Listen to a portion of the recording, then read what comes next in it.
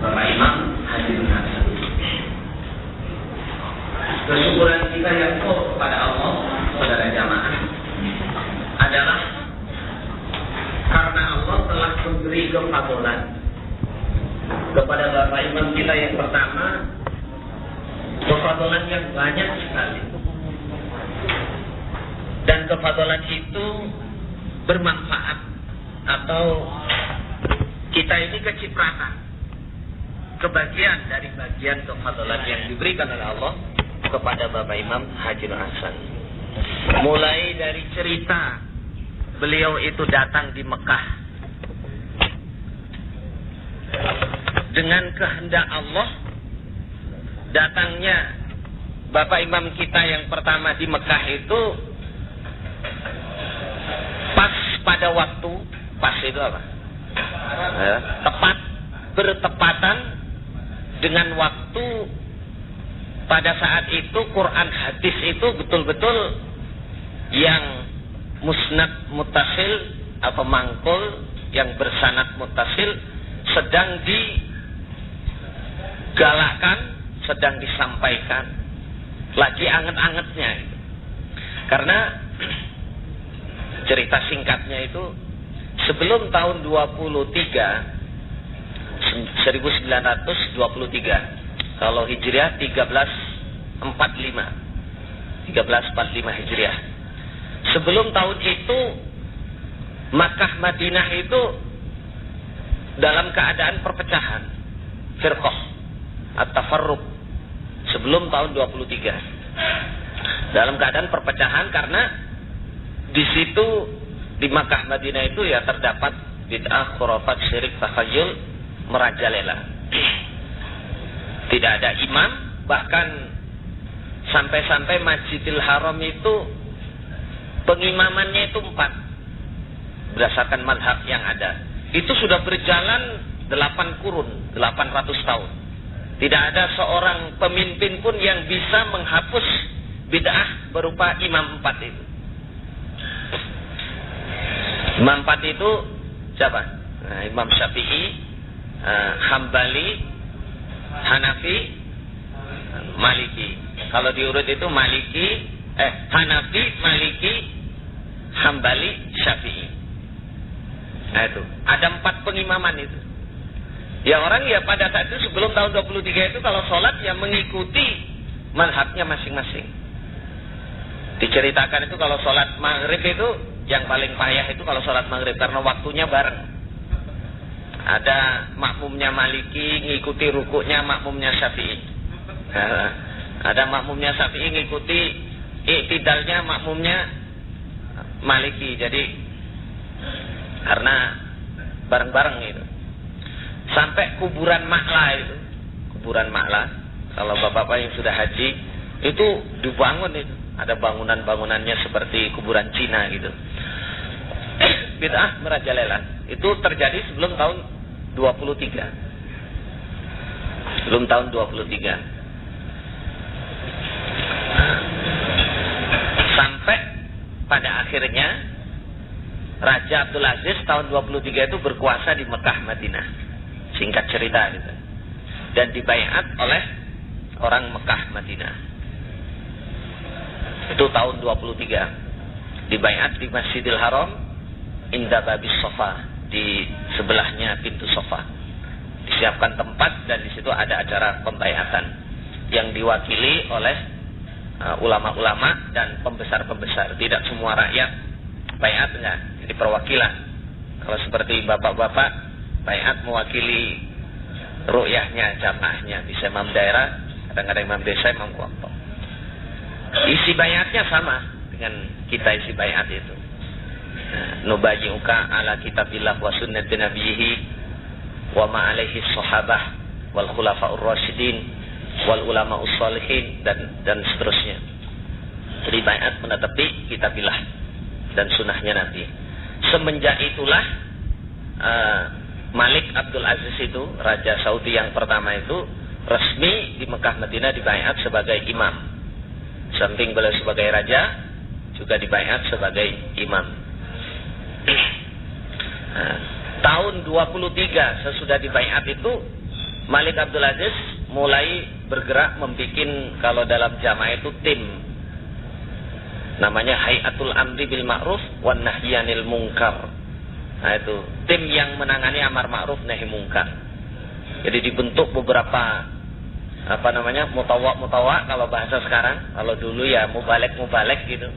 Yang itu masuk ke ke pasar-pasar kemana-mana untuk merentah kebaikan, melarang kemungkaran. Termasuk misinya itu meneliti adat-adat, kebiasaan-kebiasaan ataupun acara-acara hajatan yang melanggar Quran hadis, yang berbau bid'ah, khurafat, syirik, semua ditumpas, dibersihkan. Tuh, Hayatil Amri bil Ma'ruf wan Nahyi 'anil Munkar. Kemudian membentuk lagi yang namanya Hayatil Ilmiyah. Jadi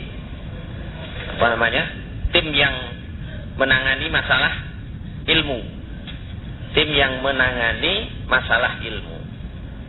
Pada saat itu ya termasuk ijtihadnya Raja Abdul Aziz itu, orang-orang yang punya ilmu, maksudnya ulama-ulama itu diberikan beberapa kewajiban, termasuk menerangkan macam-macam bid'ah, khurafat, syirik yang seperti apa itu suruh wajib itu. Jadi para mubalek saat itu yang tergabung di dalam tim menyampaikan ilmu itu harus menerangkan bab bid'ah, khurafat, syirik dan memberikan contoh-contohnya dan menyebutkan dalil-dalilnya, menumpas itu, membersihkan itu. Termasuk menerangkan madhab, pendapat-pendapat madhab yang tidak sesuai dengan Quran dan hadis, yang tidak cocok dengan Quran dan hadis. Itu tahun 23 kurang lebih tahun segitu, tahun 23 itu.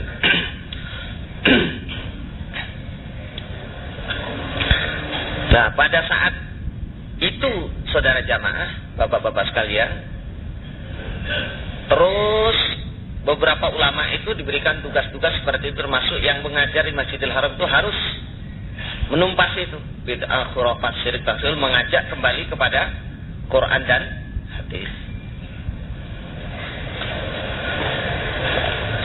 Kurang lebih tahun 29 menurut cerita dari Mbah Haji Nur Asnawi, datang Mbah Haji Nur Hasan Al-Ubaid Al-Lubis itu datang di Mekah. Berarti itu umurnya baru, kalau orang sekolah itu kan sudah agak mapan itu, orang kerja apa itu sudah agak mapan. Mulai 23 sampai 29, berarti 6 tahun. Kurang lebih 6 tahun. Jadi lagi sudah hampir merata itu. Amar ma'rufnya itu hampir merata Mekah Madinah. Alhamdulillah, ini juga namanya kefadolan dari Allah. Kebetulan datangnya kok ya pas sesudahnya tahun 23. Umpama sebelum tahun 23 itu ya lain ceritanya. Itu lain ceritanya. Lah kok lain? Buktinya itu ulama-ulama NU itu ada yang datangnya yang di sana sebelum tahun 23. Contohnya kalau yang saya tahu itu Ahmad Khalil Bangkalani. Kiai Ahmad Khalil Bangkalani. Itu yang orang Bangkalan tahu itu. Kuburannya dikeramatkan itu. Bukan yang duduk ini, bukan. Ahmad Khalil Bangkalani itu ulamanya orang NU itu. Datangnya di Mekah ya sebelum tahun-tahun itu. Sehingga perasaannya yang lebih dulu, yang lebih murni yaitu sampai pulang ke Indonesia ya diperhatikan yaitu ya kitab karangan itu. Nauzubillahi min dzalik. Sampai sekarang itu ya, saudara jamaah, yang namanya aliran mazhab Syafi'i terutama itu. Ada orang Arab sendiri itu ada dan masih teguh pada pendirian. Ya sama dengan orang ini, karena menganggap itu yang lebih dulu, itu yang lebih tua, agama yang lebih tua, perasaannya begitu. Nggak mau diajak kembali kepada kemurnian. Nyatanya orang-orang NU yang dari sini itu, yang dari pondok-pondok itu dikirim ke sana itu, rujukannya ya ke syekh-syekh yang masih mempertahankan madhab itu, tahazzub atau ta'assub kepada madhab, merasa pol sendiri dengan madhabnya itu. Itu kalau di Mekah sana di kawasan namanya Rusaifah.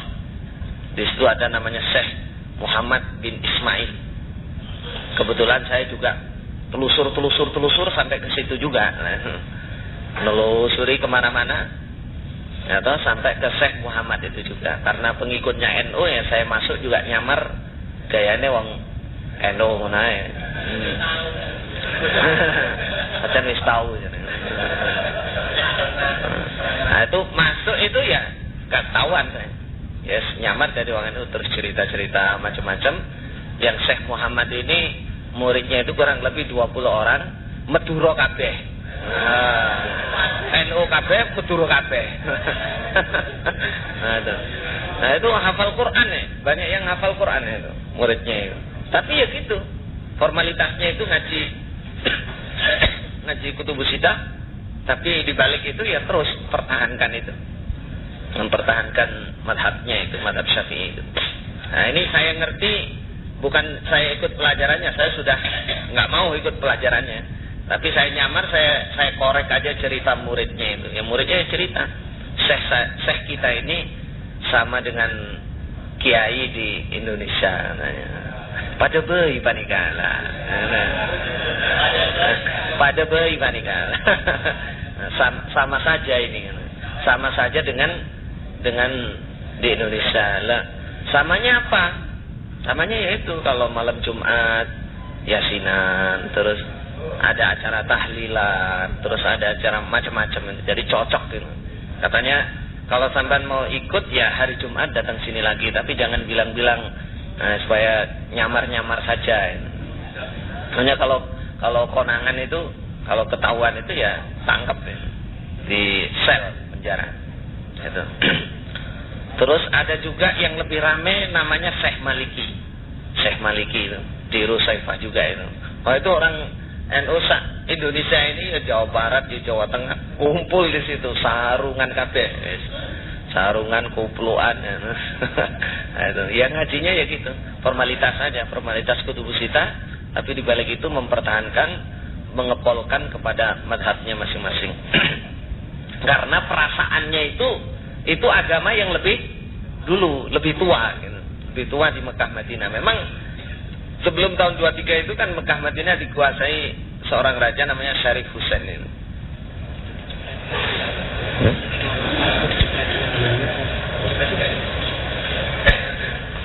Tak apa-apa. Ya, nanti aja, nanti baginya. Sudah saya cerita baru dibagi. Jadi Bapak-bapak sekalian, yang ingin saya sampaikan dari cerita ini, betul-betul Allah memberikan kefadolan kepada Bapak Imam kita yang pertama itu datangnya atau tepat pada waktunya, pas pada waktunya. Nah itu sudah tahun 23. Terus yang kedua,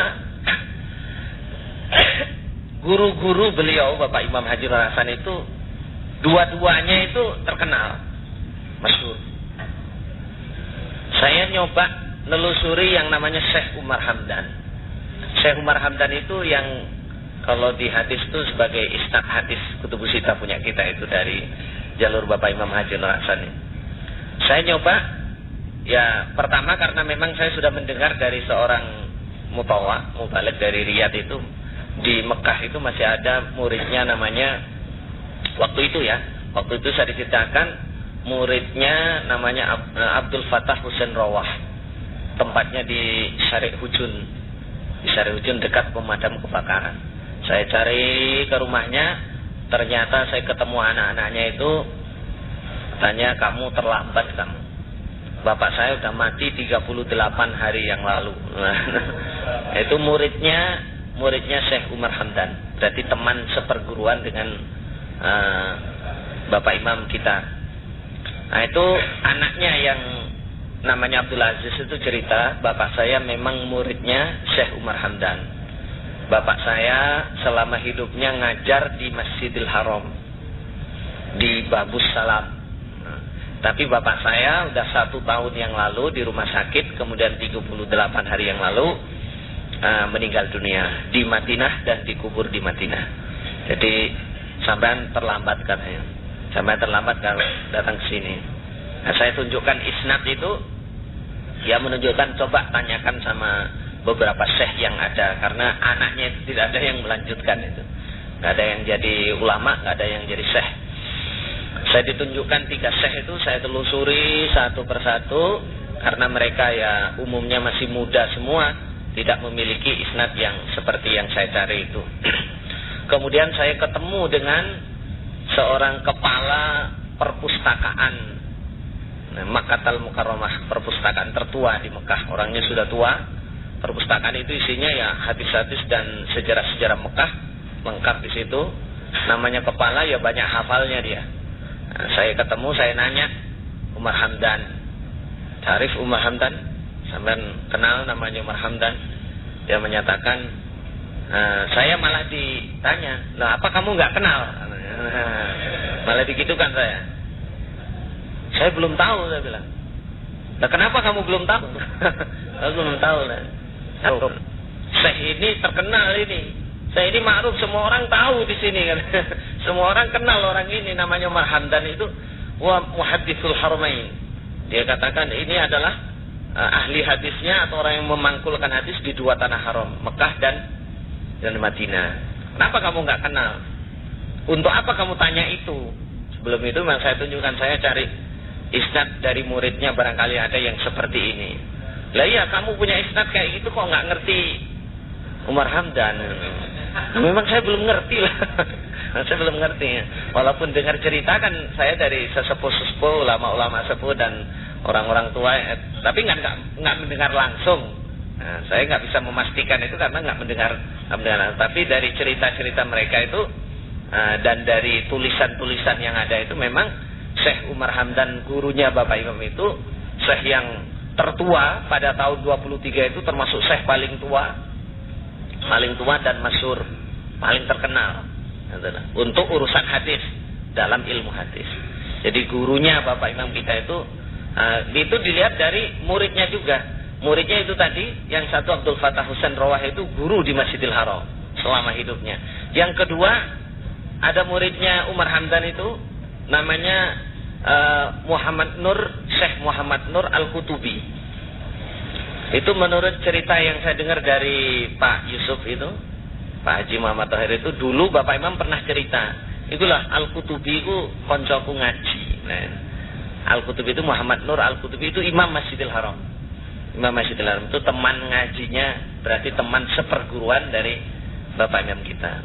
Muhammad Nur Al-Kutubi itu tertulis dalam sejarah hidup itu. Memang dari sejarah hidupnya Muhammad Nur Al-Kutubi itu, guru hadisnya itu adalah Syekh Umar Hamdan, Muhaddisul Haramain. Nah itu. Terus yang kedua itu, gurunya itu namanya Syekh Abu Samah. Abu Samah Abdul Zahir. Abu Samah itu pangkat, lakob namanya. Pangkat. Nama aslinya Abdul Zahir. Jadi sesudah tahun 23 itu, Raja Abdul Aziz itu memanggili ulama-ulama yang masih murni Quran dan hadis. Ulama yang benar-benar ulama dan masih murni Quran hadis itu dipanggil untuk ke Mekah. Untuk ke Mekah. Karena sebelum tahun 23 itu, yang murni itu malah nyingkrih malah. Nyingkrih itu apa ya? Pergi dari luar Mekah Madinah. Ada yang di Mesir, ada yang di Sudan, ada yang di Yaman, ada yang di Hindia itu. Banyak itu. Jadi ulama-ulama yang murni, yang masih murni Quran hadis justru berada di luar. Sehingga tahun 23 itu Raja Abdul Aziz itu memanggili ulama-ulama yang dianggap masih murni. Termasuk yang dipanggil itu gurunya Bapak Imam yang kedua itu, yang namanya Abu Samah Abdul Zahir. Itu tahun 24 itu dipanggil untuk menjadi imam, khotib, dan guru di Masjidil Haram. Imam dan khotib serta guru di Masjidil Haram. Kemudian nggak lama, tahun 24 itu Abu Samah ini terus mendirikan Darul Hadis. Darul Hadis itu pondokan atau madrasah, mahad atau madrasah. Nah itu Darul Hadis, itu pendirinya itu gurunya Bapak Imam kita itu. Guru Bapak Imam kita yang bernama Abu Samah Abdul Zahir. Pada tahun itu termasuk imam yang paling dikenal itu. Paling alim, paling dikenal. Alim urusan bacaan, urusan ilmu hadis, urusan ilmu nahwu shorof, tata bahasa Arab, paling alim itu pada saat itu. Hafal Quran jelas. Hafal Quran itu 9 tahun sudah hafal Quran. Yang namanya Abu Samah, gurunya Bapak Imam. 9 tahun itu masih kecil sudah hafal Quran. Hafal ilmu hadis, hafal ilmu tata bahasa Arab, jurmiyah, mutammimah, alfiyah. Hafal itu. Ya, hafal semua. Itu diriwayatkan. Termasuk kefadolannya itu Syekh Abu Samah itu suaranya baik sekali, bagus sekali. Itu tertulis dalam sejarah hidupnya itu. Biografinya itu tertulis itu. Suaranya bagus sampai didengar dari jauh, seperti yang diceritakan oleh bapak-bapak yang pernah mendengar cerita dari Bapak Imam Haji Nur Hasan itu. Jadi suaranya keras sampai kalau di dalam buku itu ditulis bisa didengar dari Ajiat, kurang lebih 1 kilo kurang lebih itu dari Masjidil Haram. Padahal waktu itu nggak ada pengeras suara. Itu termasuk kefadalan yang diberikan oleh Allah. Ada cerita, salah satu cerita itu yang pernah Bapak Imam kita itu ketinggalan sholat subuh. Terus ngimami sholat subuh. Yang ngimami awal itu Syekh Abu Samah, yang kedua Bapak Imam kita. Orang-orang itu pada dengerin semua, loh Syekh kok sholat 2 kali nih. Dikira Syekh Abu Samah berarti yang mirip suaranya kira-kira. Sak lagunya, sak suaranya. Katanya orang, kok Syekh kok ngimami lagi, kok sholat lagi. Padahal yang ngimami ya itu Bapak Imam kita itu. Berarti dari situ para jamaah, Bapak-bapak sekalian, perlu kita ketahui bahwa dalam al-hadis pun, dalam ketertiban sebagai ahli hadis itu termasuk pangkat tersendiri kalau gurunya itu orang-orang pol. Itu sudah tidak asing lagi bagi mereka yang namanya Syekh Umar Hamdan, kemudian Syekh Abu Samah Abdul Zahir itu betul-betul orang yang masyhur, orang yang ulama, yang murni, yang dikenal masyhur dan ma'ruf. Semua orang tahu bagi yang menetapi Quran hadis maksudnya, yang ngerti itu.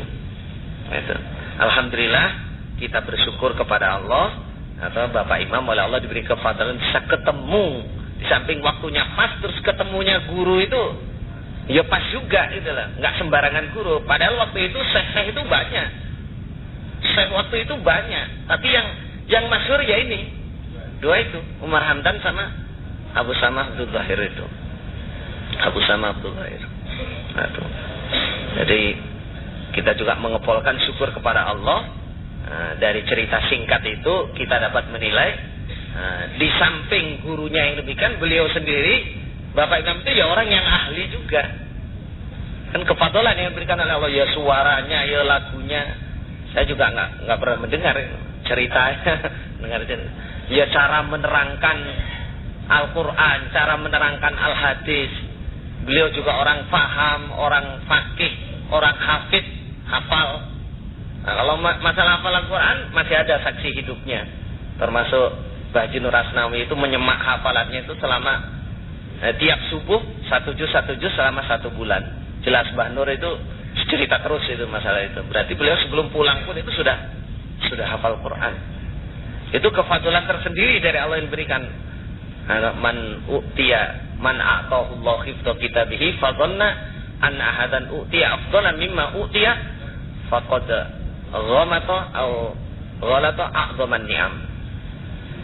Siapa yang diberi hafal Quran oleh Allah terus menyangka ada kenikmatan yang lain yang lebih pol daripada itu, berarti itu merusak kenikmatan yang paling besar. Jadi untuk ahli ilmu itu hafal Quran itu suatu pangkat tersendiri. Beliau bukan hanya hafal. Coba tanyakan bapak-bapak sesepuh itu kalau ngaji. Dulu katanya saya diceritai itu salah satu muridnya itu lihat Qurannya kalau ngaji makna itu. Nggak ada tulisannya. Tapi beliau hafal. Menyampaikan dengan jelas ya sababun nuzul, ya cerita-cerita. Itu kalau orang nggak diberi kefadalan oleh Allah, orang iso. Nyampaikan qiraat sab'ah, bacaan 21 yang segitu angilnya muridnya nulis sampai elek Qurannya. Tapi yang ngajar orang tulisannya nggak ada. Karena hafalnya itu. Berarti Allah paring. Berarti itu kefadolan yang diberikan oleh Allah kepada beliau Bapak Imam Haji Nur Hasan. Nah, kita ini orang-orang yang juga diberi kefadolan oleh Allah mendapatkan hidayah petunjuk Quran hadis lewat Bapak Imam Haji Nur Hasan. Lah kok dilalah itu? Bapak Imam itu dibikin oleh Allah ya paham, ya hafid, terus berani juga menyampaikan. Jadi, makanya bisa disebut kalau untuk di Indonesia itu namanya, kalau dalam bahasa ahli hadis itu disebut mujaddid atau muhakkik. Orang yang memperbaharui kebenaran, orang yang membenarkan yang salah. Sebelum Bapak Imam datang ke sini di Indonesia bagaimana? Ya gitu, ahli bid'ah, khurafat, syirik, takhayyul. Setelah Bapak Imam datang dengan berani menjelaskan dan diperjuangkan terus sampai kita ini kebagian. Coba kita bayangkan sekarang, umpama lah Allah tidak mengqadar Bapak Imam itu punya kefadolan seperti itu terus berani menyampaikan.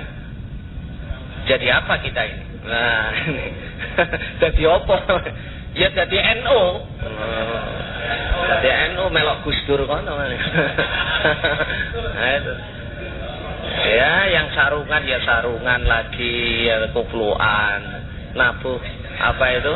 Nabuh beduk, kentongan, nah rokokan meneh.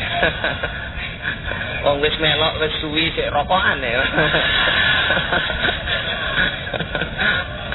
Nah, itu. Kita nggak bisa membayangkan saudara jamaah karena ya bisa dikatakan ya pembawa namanya thariqun najah, pembawa jalan keselamatan. Itu harus disyukuri itu. Itu kalau dalam agama itu jasa besar. Jasa besar yang tidak ada bandingannya, nggak bisa kita balas dengan materi itu ora iso. Nggak akan pernah nyampe, balasan kita itu nggak akan pernah nyampe. Karena apa? Di samping kita itu umumnya itu kalau dalam teori atau dalam pandangan mata, kasat mata itu dapat dilihat yang insaf dulu pertama kali itu siapa? Kan jarang santrinya. Nggak ada pembuatan bapak-bapak yang sepuh-sepuh itu. Rata-rata bukan santri yang insaf itu. Tapi bagaimana beliau menyampaikan kebenaran itu dengan jelas sehingga orang pada saat itu bisa paham semua, bisa ngerti semua. Itu jasa yang paling pol, saudara jamaah. Polnya di mana? Ya surga neraka itulah. Umpama beliau nggak diberi kefadolan seperti itu, nggak menerangkan seperti itu, kita nggak paham, jelebut tenan kita ini. Ya, masuk neraka beneran. Nah, dengan kefadolan yang diberikan oleh Allah, kita kebagian. Maka jangan lupa untuk mensyukuri dan mengingat. Kalau dibalas dengan materi, nggak ada yang cukup. Paling kurang lebihnya ya 2 perkara yang bisa kita perbuat untuk membalas jasa beliau khususnya itu. Dia mendoakan perjuangannya, memohonkan pengampunan, memohonkan derajat yang tinggi. Yang kedua, meneruskan perjuangannya agar Quran hati jamaah yang kita tetepi ini bisa terus menerus, sambung bersambung, turun maturun ila yaumil qiyamah. Itu. Nah, itulah kira-kira yang bisa membalas budi beliau. Kita mempertahankan diri tetap dalam Quran hati jamaah ini sampai kolpati, kemudian kita perjuangkan, kita wariskan kepada anak turun kita, generasi penerus jamaah. Jasa itu tidak boleh dilupakan. Makanya Nabi sangat memperingatkan dalam al-hadis sampai Nabi bersabda, askurun nasi lillah askuruhum linnas. Yang paling dikatakan ahli syukur, lebih syukur kepada Allah, yang paling bisa bersyukur kepada sama manusia. Man lam yaskurin nas, lam yaskurillah. Fa idza huyitum bi tahiyatin fahajju bi ahsana minha aw rudduha.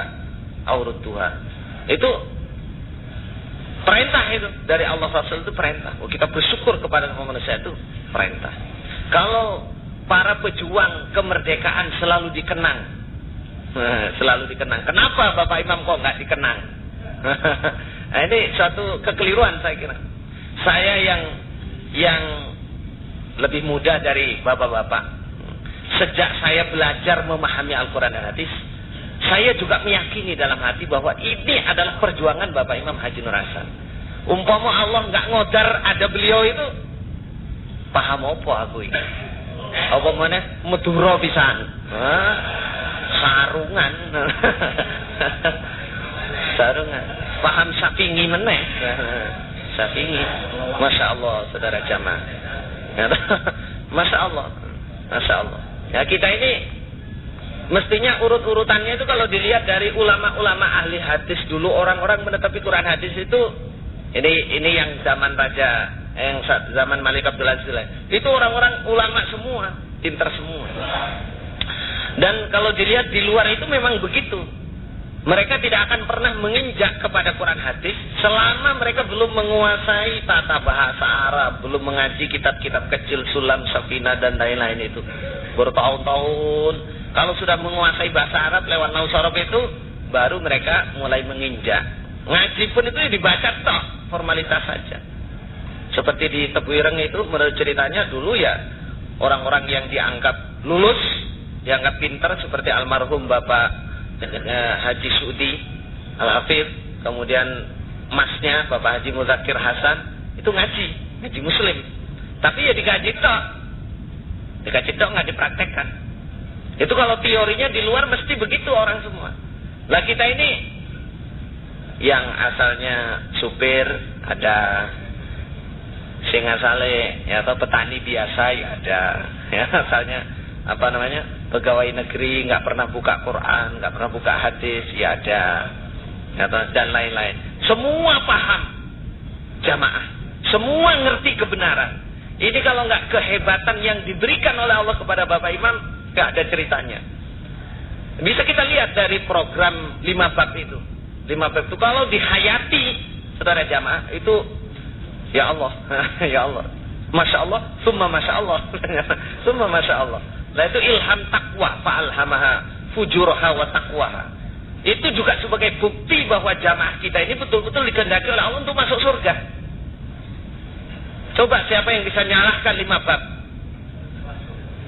Nggak ada, kecuali Bambang Irawan. Meduro pisan kuwi.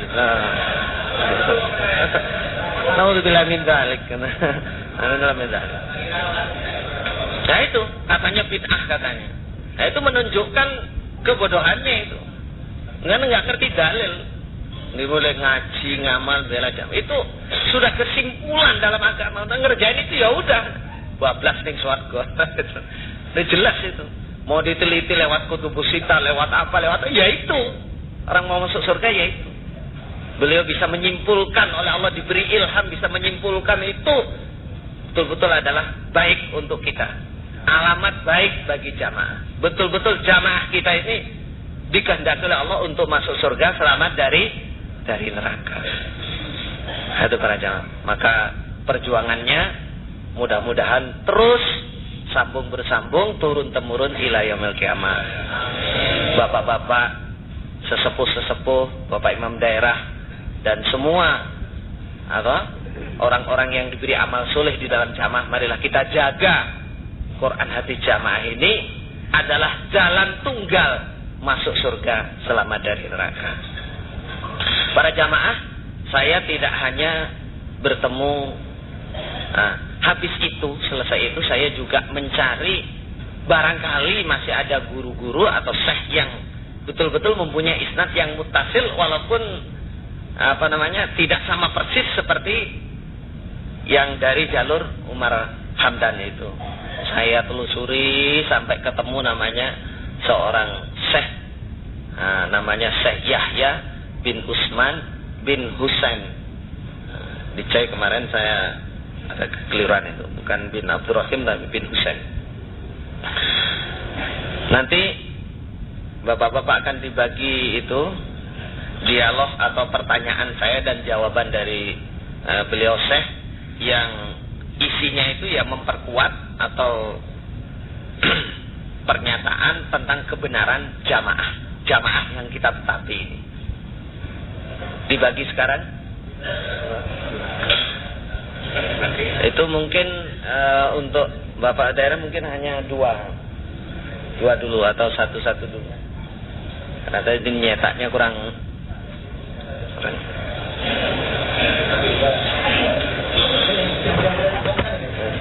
Masalah, enggak. Tiap daerah dua dulu, mungkin besok bisa menyusul kalau kurang, atau yang ada namanya Syekh Yahya ini bin Utsman bin Husain ini sekarang itu umurnya 70 tahun. Sudah 70 tahun. Lahir tahun 33. Lahirnya di Mekah, Ajiyat, hari Jumat tahun 33. Jadi berarti sekarang kurang lebih 70 tahun. Udah termasuk tua. Sholatnya juga udah duduk. Kalau jalan dituntun. Tapi kalau ngajar, kalau mengajar itu ya hafalannya masih kuat. Hafalan Qur'annya, hafalan hadisnya masih kuat. Hafal Quran sebelum umur 17 tahun. Sebelum umur 17 tahun sudah hafal Quran. Beliau ini ngajar di Darul Hadis kurang lebih 14, insyaallah 14 tahun. Mulai tahun 56 sampai 69. 69. Berat pas ya? 56 69, ya 13 tahun, kurang lebih 14 tahun memang. Ngajarnya di Darul Hadis, mulai 56 sampai 69. Ngajar di Masjidil Haram mulai tahun 51 sampai sekarang. Terus ngajar di Ma'hadul Haram, pondok Tanah Haram, pondok di Masjidil Haram sana, resmi itu sebagai pondok itu mulai tahun 70. Beliau ini termasuk ulama yang didapuk, diberi tugas memberikan tazkir atau peringatan di kalau hajian itulah. Kalau hajian itu di Masjid Khaif Madinah sama di Masjid Musdalifah. Itu sesudah maghrib sampai isya. Mulai tahun 59. Mulai tahun 59 itu sudah didapuk menjadi penceramah atau yang memberi peringatan kepada jamaah haji untuk kembali kepada Quran dan hadis. Ulama-ulama muda sekarang itu termasuk salah satu imam Masjidil Haram itu masih muridnya beliau. Jadi guru tertua sekarang ya tinggal saya Yahya ini. Lainnya muda-muda semua ya. Muda semua. Ada beberapa hal yang lebih penting lagi untuk kita ketahui. Guru-gurunya Syekh Yahya ini itu salah satunya nomor satu itu adik kandungnya Abu Samah Abdul Zahir, gurunya Syekh Yahya ini. Namanya Abu Samah Abdul Muhaimin. Jadi gurunya saya ini adik kandungnya gurunya Bapak Imam kita Haji Nur Hasan. Kalau guru Bapak Imam Haji Nur Hasan itu Abu Samah Abdul Zahir. Kalau saya ini adik kandungnya. Namanya Abu Samah Abdul Muhaimin. Itu juga Imam Masjidil Haram. Imam Masjidil Haram. Kalau Abu Samah Abdul Zahir itu dipanggil oleh raja itu tahun 24. Kalau Abdul Muhaimin itu 12 tahun sesudah itu. Adik kandungnya itu gurunya Syekh Yahya. Satu, itu guru bacaan. Ada lagi gurunya itu menantunya Abu Samah Abdul Zahir. Menantu dari gurunya Bapak Imam Haji Nur Hasan. Namanya Muhammad bin Abdul Razak. Imam Masjidil Haram, guru di Darul Hadis dan guru di Masjidil Haram. Namanya Muhammad bin Abdul Razak.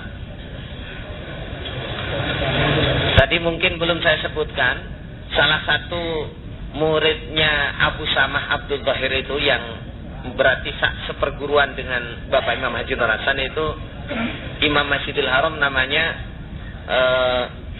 Al-Khayyat, Abdullah Al-Khayyat. Kalau yang orang-orang lama yang mungkin haji atau kontrak ke sana tahu itu Al-Khayyat. Al-Khayyat, Abdullah Al-Khayyat namanya. Itu muridnya Abu Samah Abdul Zahir, itu teman seperguruan dari Bapak Imam kita Haji Nur Hasan. Jadi Syekh Yahya ini gurunya satu, adik kandungnya Abu Samah Abdul Zahir, namanya ini Abu Samah Abdul Muhaimin. Itu imam Masjidil Haram dan guru di Masjidil Haram dan pendiri ma'had di kawasan Gazim, Al-Gazim. Kemudian yang ketiga, gurunya itu bapaknya sendiri. Gurunya Syekh Yahya ini bapaknya sendiri, namanya Utsman bin Husain. Itu juga dipanggil oleh Malik Abdul Aziz itu tahun 27. Berarti 3 tahun sesudah Abu Sama, tahun 27. Itu guru di Darul Hadis dan juga guru di Masjidil Haram, bapaknya Syekh Yahya ini. Dan lain-lain ada 12 gurunya, ada 12 orang. Ada 12 gurunya Syekh Yahya ini. Kemudian yang terpenting lagi untuk kita ingat, akidahnya, keyakinannya Syekh Yahya ini sama dengan akidah dan keyakinan kita. Kalau menerangkan bab bid'ah, bab khurafat, bab syirik, sampai bab jamaah, sampai bab mangkul, sampai bab keimaman, bab baiat dan lain-lain, sama dengan kita jamaah. Karena memang yang dikajikan Quran dan hadis, dan guru-gurunya itu masih sakornya gurunya Bapak Imam Haji Nur Hasan. Jadi akidahnya itu sama, keyakinannya kalau nerangkan dalil itu sama. Nah, karena saya sering mengikuti pengajiannya waktu itu ya, sejak tahun 97 saya mulai ikut itu waktu itu. Tapi saya belum kenal, belum tahu. Alhamdulillah kalau nyampaikan itu mangkulannya itu nggak kacek dengan kita gitu. Banyak samanya nerangkan bab jamaah dan lain-lain, sehingga kemarin alhamdulillah saya mendekati, setiap habis pengajian saya dekati, saya tanyai sampai akrab, sampai hafal dengan saya, sampai merasa bahwa saya juga menetapi Quran hadis dan berjamaah seperti beliau yang netepi itu, seperti beliau menetapi itu, sampai sambung, sampai hafal dengan saya. Karena pandangannya nggak begitu jelas, dengan suara saya itu hafal. Saya salam di belakangnya itu, assalamualaikum, waalaikumsalam, Khalil, kif halak, dan seterusnya itu. Jadi merasa sambung gitu. Lah karena saya merasa yakin beliau ini akidahnya sama, yang terakhir kali saya tanya bab isnad, nanti tertulis di sini. Kemudian saya tanya bab jamaah. Nah, terpenting lagi, beliau juga mempunyai sanad muttasil. Mempunyai sanad muttasil. Alhamdulillah kita sudah mendapatkan itu dan kita sudah di munawalai itu. Jadi muttasilnya itu sama, dan isnad-isnadnya itu banyak, mungkin lebih dari 49. Bahkan dari salah satu gurunya itu ada yang memberikan isnad untuk semua hadis. Ada isnadnya. Jadi ini kenikmatan besar bagi kita. Dan sekarang akan saya bacakan beberapa pertanyaan yang saya ajukan kepada beliau di rumah. Kalau biasa ngajar di Masjidil Haram, tapi saya datangi ke rumahnya. Kemudian saya rekam, dan alhamdulillah sekarang bisa saya catat.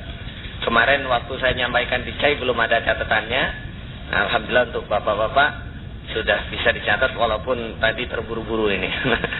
Terus sampai belum dijebret itu tadi. Beberapa jawaban atau pernyataan Syekh Yahya bin Utsman terhadap kebenaran jamaah. Pertama saya tanya firman-Nya Allah yang berbunyi wa'tasimu bihablillah jami'an wa la tafarraqu. Jelas ini Bu?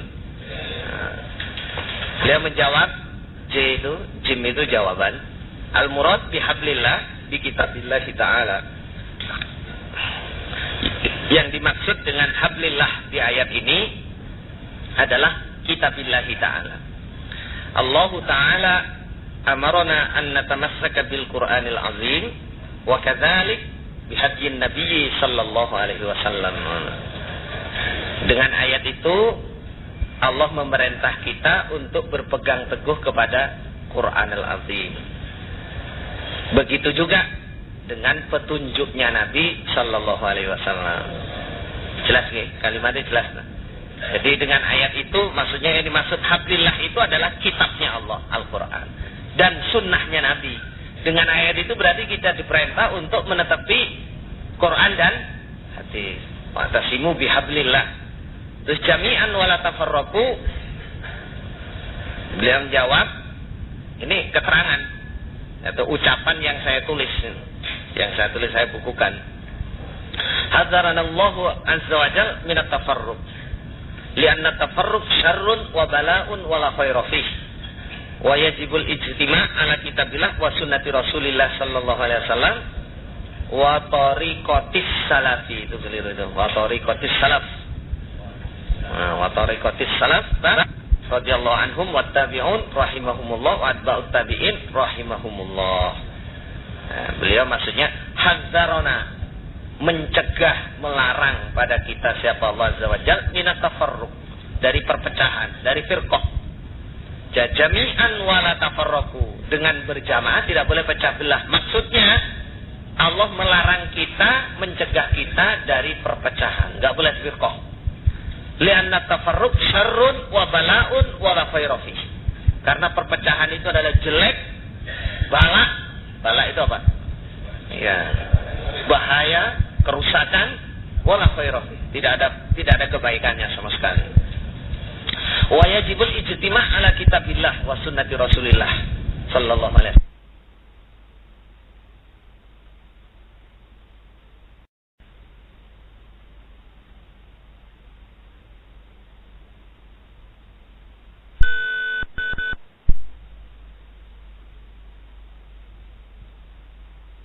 Yaitu wahum, maksudnya as-sahabah, para sahabat radhiyallahu anhum, wa tabi'un, para tabi'in rahimahumullah, wa atba'ut tabi'in, dan pengikutnya para tabi'in, tabi'in rahimahumullah.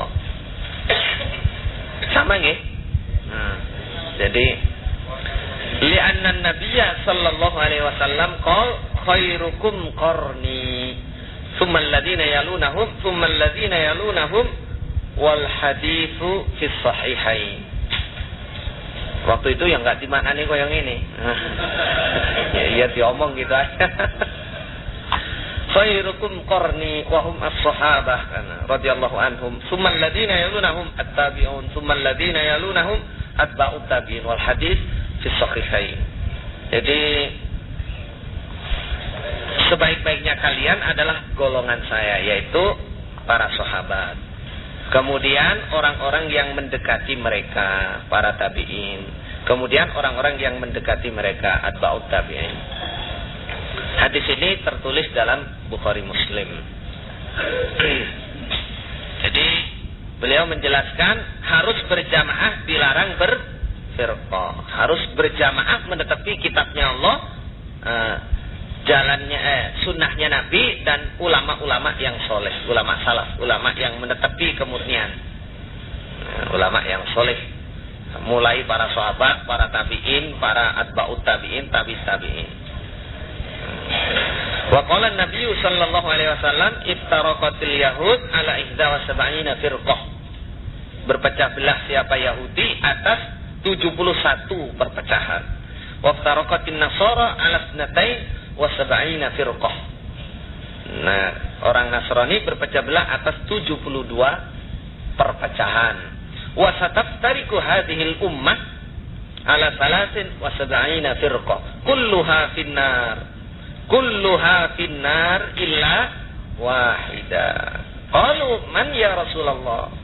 Qala man kana ala mithli ma ana alaihi wa ashabi al-yaum. Enggak buka hadis, yang ngomong gitu aja. Berarti hafal beliau. Enggak buka hadis. Dia enggak nulis. Enggak buka hadis, ya ngomong. Ini omongan biasa ini yang kita catat ini. Yang kita catat. Jelas ya maknanya? Jadi Yahudi berpecah belah dari 71 Nasara 72 dan umat ini akan pecah belah menjadi 73. Semua masuk neraka kecuali satu. Siapa mereka wahai Rasul? Katanya Nabi, mangkana ala misli, orang-orang yang berada atas seperti apa-apa, ana saya alaihi menetepi ma wa ashabi dan sahabat-sahabat saya al-yaum sekarang hari ini. Orang-orang yang menetepi jamaah seperti yang saya tetepi bersama sahabat-sahabat saya sekarang. Nah, beda lafadznya tapi sama maksudnya. Kalau kita mungkin sintani wasabuuna finnar wa wahidatun fil jannah wahyal jamaah ma'ana alaihi wa ashabi. Sama saja maksudnya. Nah, berarti kepahamannya, keyakinannya itu sama dengan kita, persis, nggak ada bedanya. Terus diberi keterangan, ada thariqun najah katanya. Ada thariqun najah. Ittiba'ul Quran, wattiba'ur Rasul, wattiba'us salaf radhiyallahu anhum. Ini adalah jalan keselamatan. Ada thariqun najah, jalan keselamatan ke surga. Yaitu ittiba'ul Quran, mengikuti Quran, wattiba'ur Rasul, mengikuti utusan, wattiba'us salaf, mengikuti ulama-ulama yang terdahulu yang menetepi Quran hadis radhiyallahu taala anhum. Jelas nggih? Jadi menerangkan ayat itu sama dengan kita menerangkan. Harus menetepi Quran hadis, tidak boleh pecah belah dan harus berjamaah. Alhamdulillah, saya mendengarkan itu. Alhamdulillah, alhamdulillah. Sama, sawah-sawah, podo-podo, ada sawah-sawah, sama-sama. Terus yang kedua, saya menanyakan qaulullah, firman-Nya Allah Ta'ala, innal ladzina yubayyi'unaka innama yubayyi'unallah yadullahi fawqa aydihim, dan seterusnya itu. Al-Fatah ayat 10. Maknanya jelas gini tuh. Orang-orang yang baiat kepada kamu Muhammad sama dengan baiat kepada Allah. Yang saya tanyakan di sini masalah baiat. Masalah baiat.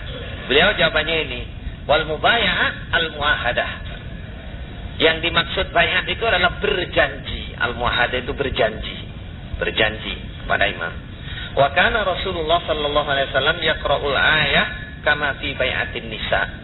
Nabi kalau membaiat perempuan, Nabi membaca ayat. Rupanya ayat, idza ja'akal mu'minatu yubayyi'naka ala alla yusyrikna billahi syai'an wa la yasrikna wa la yaznin wa la yaqtulna auladahun wa la ya'tina bi buhtani yaftarinahu baina aydihinna wa arjulihin wa la ya'sinaka fi ma'ruf fabayyi'hunna wastaghfir lahunna Allah innallaha ghafurur rahim. Surat Al-Mumtahanah ayat 12. Tinggali Qurannya nanti, dibuka lagi Qurannya. Nah, jadi beliau menyebutkan contoh ayat, jelas baiat itu harus ada gitu maksudnya, harus ada. Yang namanya baiat itu berjanji dan itu sudah dilaksanakan oleh Nabi. Contoh jelas dalam ayat, ketika Nabi membaiat para wanita, ayatnya jelas ada. Surat Al-Mumtahanah ayat 12 itu. Maksudnya beliau itu ingin menegaskan bahwa baiat itu ada di Quran, itu ada dan Nabi praktek. Nah, jelas contohnya isi baiat di dalam ayat surat Al-Mumtahanah ini.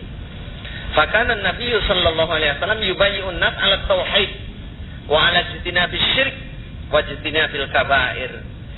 Adanya Nabi juga pernah Nabi juga membaiat manusia untuk menetepi tauhid. Tauhid itu mengesahkan Allah. Maksudnya tidak syirik, wala ijtinabi syirik, menjauhi syirik, wajtinabil kabair, menjauhi dosa-dosa besar. Pernah Nabi juga membaiat seperti itu, pernah. Faman baya'ar Rasul sallallahu alaihi wasallam fa innama yubayyi'ullah. Siapa yang baiat kepada Rasul berarti baiat kepada Allah. Li'anna Rasul alaihi salatu wassalam huwal ma'mur. Huwal ma'mur, diperintah, karena sungguhnya Rasul alaihi salatu wassalam huwa dia Rasul al-ma'mur, orang yang diperintah untuk membaiat manusia. Makanya yang baiat kepada Rasul sama dengan baiat kepada Allah, karena Rasul diperintah oleh Allah untuk membaiat manusia, sama dengan baiat kepada Allah. Wa nahnul ma'murun bittibaihi. Katanya. Sedangkan kita semua ini sekarang wa nahnu al-ma'murun, orang-orang yang diperintah bittibaihi, mengikuti Rasul. Mengikuti Rasul. Jadi Nabi dulu diperintah oleh Allah untuk membaiat manusia. Makanya manusia yang baiat kepada Nabi sama dengan baiat kepada Allah. Lah kita ini sekarang ini diperintah untuk mengikuti Rasul. Dalam urusan apa saja, termasuk urusan baiat ini. Kama qala ta'ala mayyuti'ir rasul faqad ata Allah, katanya. Sebagaimana telah disebutkan oleh Allah, difirmankan oleh Allah, siapa yang taat Rasul berarti taat kepada Allah. Falladhi yubayyi'ur rasul innama yubayyi'ullah. Diperjelas lagi. Jadi orang yang baiat kepada Rasul berarti baiat kepada Allah. Jadi jelas dengan ayat itu, beliau menjelaskan baiat itu ada ayatnya dan ada sunnahnya. Jelas itu dari Quran hadis. Dan kita sekarang ini juga diwajibkan, diharuskan, diperintah untuk melaksanakan baiat juga. Jelas nggih? Terus yang ketiga, wa qaulu Rasulillah sallallahu alaihi wasallam man mata bi ghairi mamin mata mitatan. Apa itu? Kok maitatan? Mitatan. Kalau maitatan bangkai. Mitatan jahiliyah. Wa man mata wa laisa fi unuqihi bai'atun mata mitatan jahiliyah. Jadi jelas nggih maknanya niku? Itu pertanyaan saya yang menanyakan, bagaimana pengertian sabdanya Nabi yang bunyinya ini? Siapa yang mati nggak punya imam, mati jahiliyah. Siapa yang mati nggak baiat, maka mati jahiliyah. Jawabnya, la budda ayyakunal muslim ayyubayyi'a imaman min a'immatil muslimin ala tiba'il kitab was sunnah was sam'i wat ta'ah fi mastata. Koma. La budda, tidak boleh tidak. Harus wajib ayyakunal muslim, ada siapa orang Islam ayyubayyi'a imaman, baiat kepada imam min a'immatil muslimin, dari imam-imam Islam, orang Islam. Gak bicara kalau kafir gak dibahas, apalagi ahli bid'ah.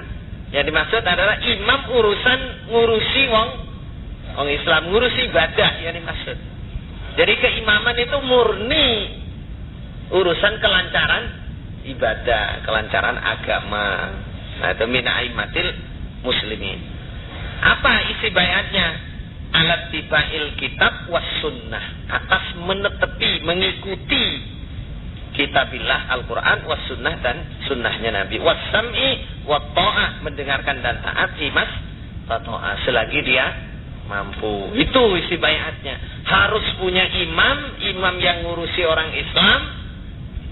Berarti dia orang Islam, ya, maksudnya netepi Quran hadis, ngurusi agama, dalam rangka menetepi Quran hadis dan mendengarkan secara taat sak mampunya. La budda ayyakunal muslim tahta mubayatil imam min a'immatil muslimin.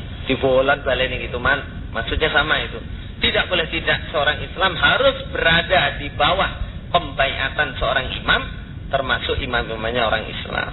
La budda min hadal imam min a'immatil muslimin. Bolan balik, harus ada imam min a'immatil muslimin, harus berdiri, harus wujud. Wa amma man mata wa huwa laisa tahta mubayatil imam min a'immatil muslimin famata mitatan jahiliyah. Siapa yang mati dia tidak berada di bawah pembaiatan seorang imam, termasuk imamnya orang Islam, maka dia matinya mati jahiliyah. Jelas nggih? Yakni maksudnya annahu mislu ahlil jahiliyah. Dia itu mati seperti orang jahiliyah. Li'annahum kanu fawda la imama lahum. Karena orang jahiliyah, mereka jahiliyah itu kanu ada mereka fawda jelas-jelas la imama lahum. Tiada imam bagi mereka. Sama dengan orang mati jahiliyah. Karena apa? Orang jahiliyah mati tidak punya imam. Siapa yang walaupun kalau sudah ngerti agama kok nggak punya imam, matinya sepodo karo wong jahiliyah, tidak punya imam kan. Sama dengan mati jahiliyah. Falihada la budda ayakunal muslim tahta wilayatil imam min a'immatil muslimin. Dengan inilah wajib tidak boleh tidak ada siapa orang Islam berada di bawah kekuasaan atau pembaiatan imam, termasuk imam-imam orang Islam. Yubayyi'unahu 'alal kitab was sunnah fi mastata'u. Orang-orang Islam membaiat dia imam, menetapi kitabnya Allah, sunnahnya Nabi, sakpolnya kemampuan mereka. Jadi kesimpulan dari pertanyaan itu, bagaimana imam, bagaimana baiat. Beliau menjelaskan imam harus wujud, dan imam itu a'immatil muslimin. Yang dimaksud adalah ngurusi urusan agama, kemaslahatan umat dalam urusan ibadah. Walaupun mungkin ada campuran dengan urusan dunia, tapi arahnya untuk kelancaran ibadah. Itu arahnya ke sana. Bukan ngurusi pangkat, royoan kursi, royoan jadi macam-macam itu kan. Itu. Berikutnya saya tanya, jelas nggih? Menurut jawaban itu, beliau punya keyakinan karena memang netepi Quran hadis ya sama dengan kita, harus punya imam. Ayumkin hadza ajaizun an tunsabal imama fi kulli bilad? Apa mungkin ini atau apa boleh didirikan keimaman di dalam tiap-tiap negara?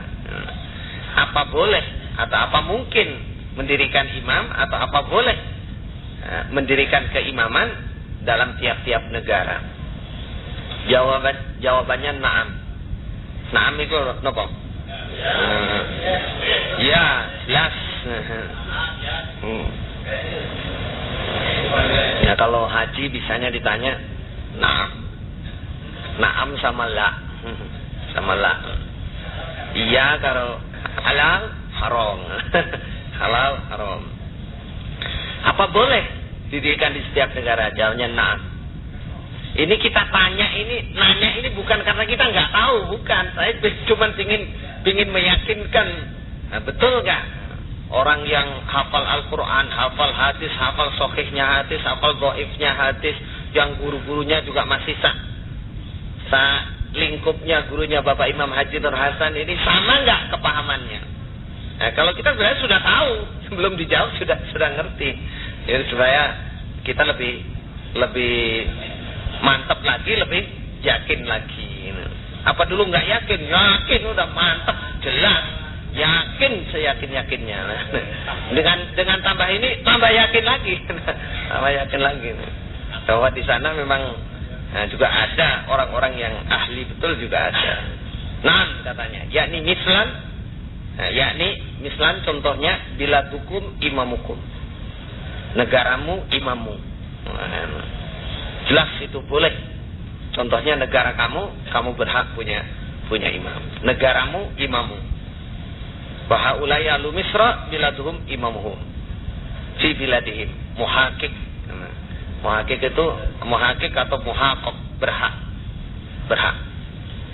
Mereka orang Mesir di negaranya juga berhak dia mempunyai imam kalau mau. Jadi setiap negara itu berhak. Mal kias fi hadza, amat dalil. Apa kiasnya? Apa hukum kiasnya? Apa dalilnya? Dalilnya apa saya bilang? Dalam tiap-tiap negara itu kok boleh? Gimana itu pengertiannya begitu? Kiasnya apa?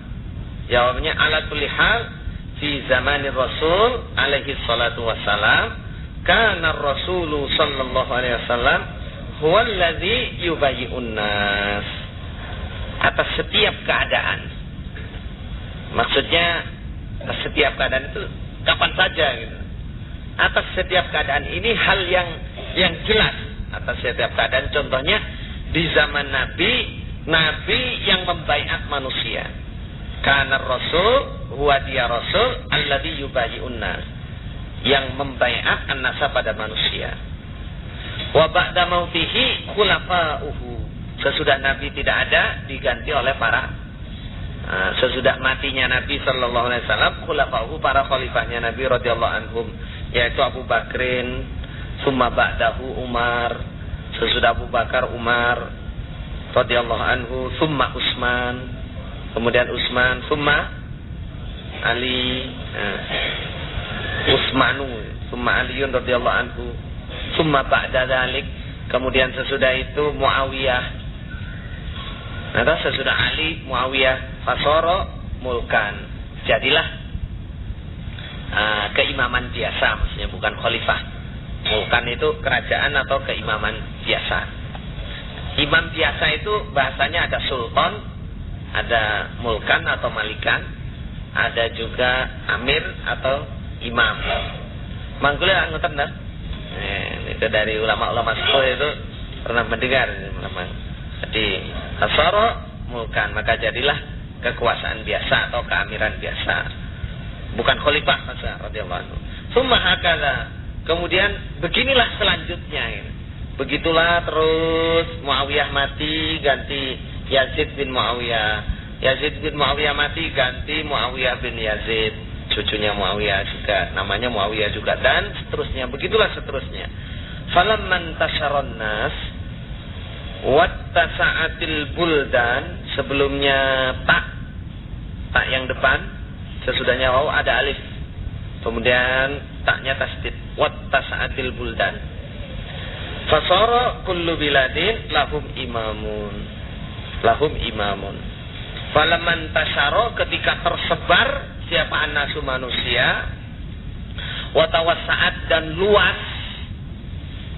Luas itu menjadi luas, maksudnya ya punya kekuasaan sendiri-sendiri. Opal buldan, beberapa negara dua garis sendiri-sendiri, punya batas sendiri-sendiri. Meluas punya batas. Kalau mangkul kita, Bapak Imam dulu menjelaskan tiap bendera kan itu. Tiap bendera, masih ingat mungkin yang sepuh-sepuh itu.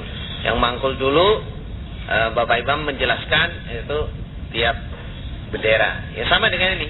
Wa tawassa'atil buldan. Ketika negara-negara itu sudah luas dan sudah ada batas negaranya sendiri-sendiri, fasara kullu biladin lahum imamun, maka semenjak itulah setiap negara berhak mempunyai imam. Ini dalilnya, kiasnya kalau di hadis Nabi bersabda, kanat banu Israila tasusuhumul anbiya, ulama halaka nabiyun khalafahu nabiyun wala nabiyya ba'di satakunul khulafa fatakfur. Nah itu bandingan hadisnya itu. Jadi Bani Israel atau umat-umat sebelum Nabi itu dipimpin oleh, diimami oleh para nabi. Kalau Nabi mati diganti Nabi lagi itu sebagai imam.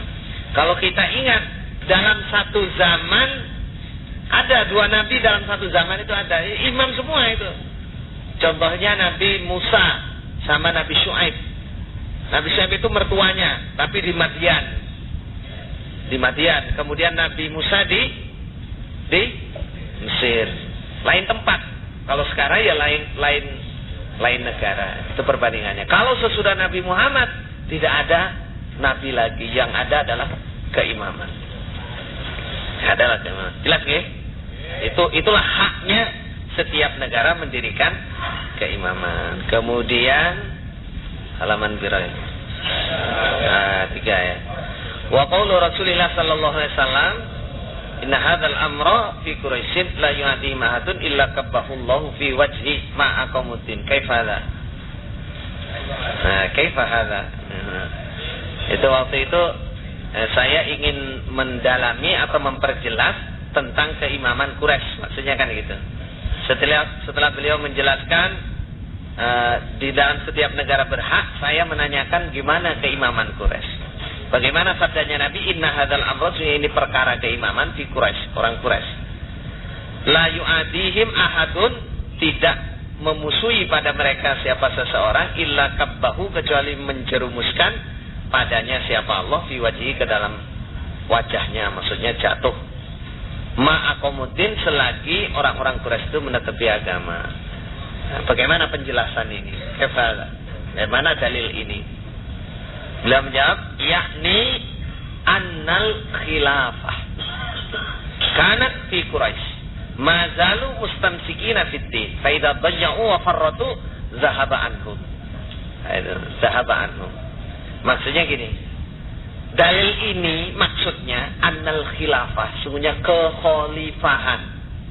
Bisa membedakan Bapak dengan khalifah dengan keamiran. Nah, kekhalifahan itu ya zaman itu udah. Jadi hadis ini penjelasannya adalah bab kekhalifahan.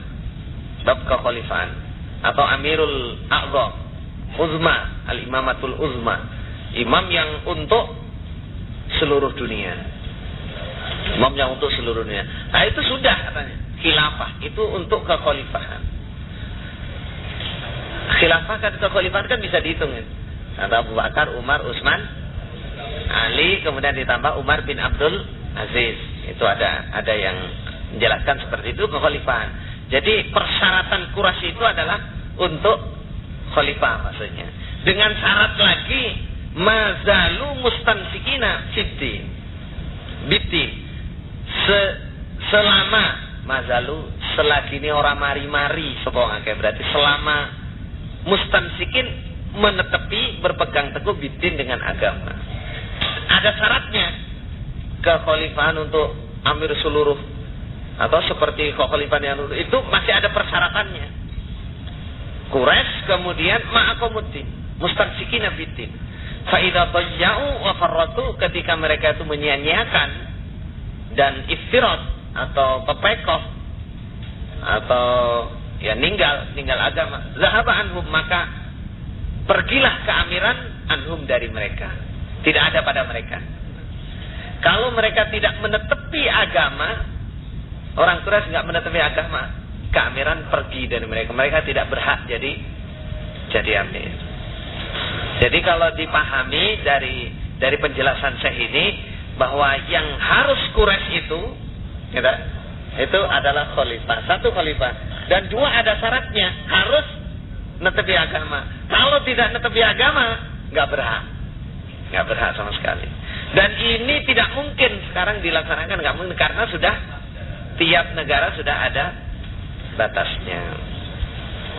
Sudah ada batasnya. Terus berikutnya saya tanyakan, idalam yakun Quraisy asaqikun an nansibal imam rajulan min ghairi Quraisy. Paham gini? Ketika tidak ada orang Quraisy, apa sahih, apa benar kami mendirikan imam, mengangkat imam rajulan min ghairi Quraisy? Laki-laki yang bukan orang Quraisy.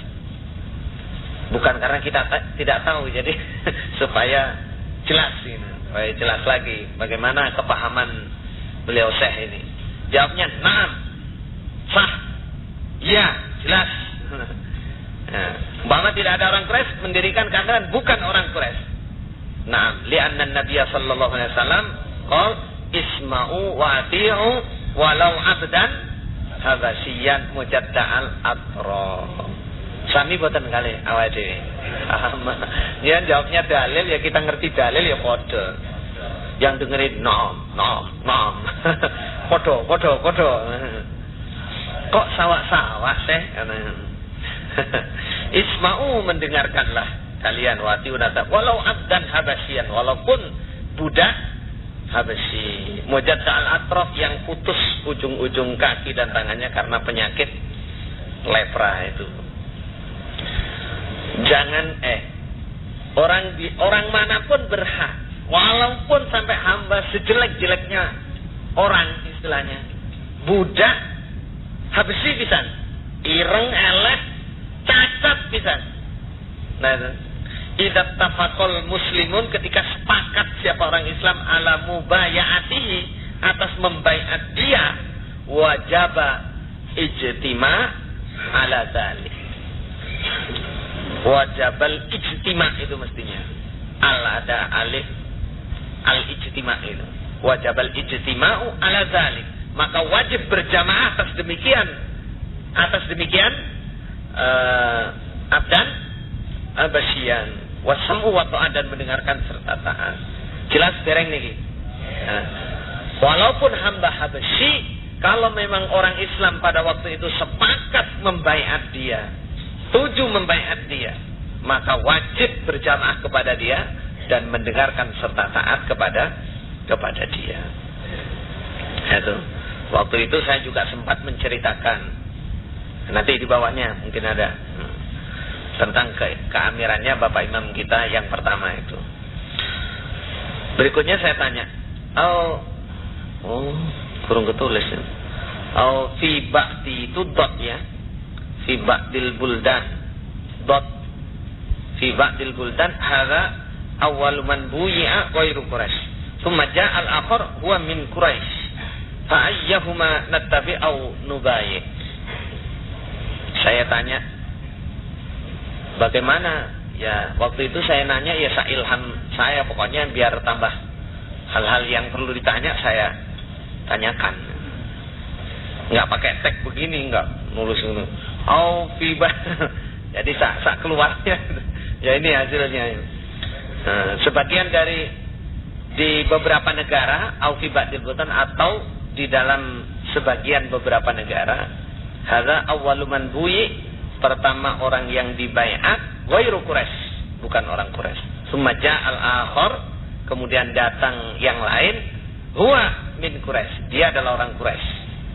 Fa ayyuhuma nattabi'u nubayyi, mana di antara keduanya ini yang saya baiat, yang saya ikuti? Hadza nattabi'u, yang saya ikuti, au nubayyi, atau yang saya baiat.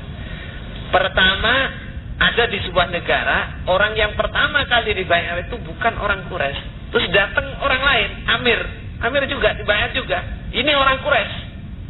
Siapa yang saya ikuti? Siapa yang saya bayar? Di antara dua ini. Ini Quraisy tapi datangnya belakangan. Yang depan ini bukan orang Quraisy. Jawabnya, ala kulli hal, al-bai'atu lil awwal fal awwal. Fu bai'atal awwal. Fu bi bai'atil awwal. Bai'atal awwali fal awwal. Allahu yuwaffiqna wa iyyakum lima yuhibbuhu wa yarda. Terharu menjawab pertanyaan ini, terharu gitu. Caranya gimana? Atas setiap keadaan sampai kapanpun yang namanya al-bai'atu lil awal fal awal. Bai'at itu adalah yang pertama kemudian terusannya. Walaupun bukan orang Quraisy. Jelas nggih? Nah, jadi walaupun bukan orang Quraisy, kalau bai'at pertama ya itu seterusnya, gantinya terus ya itu gantinya. Jadi barangkali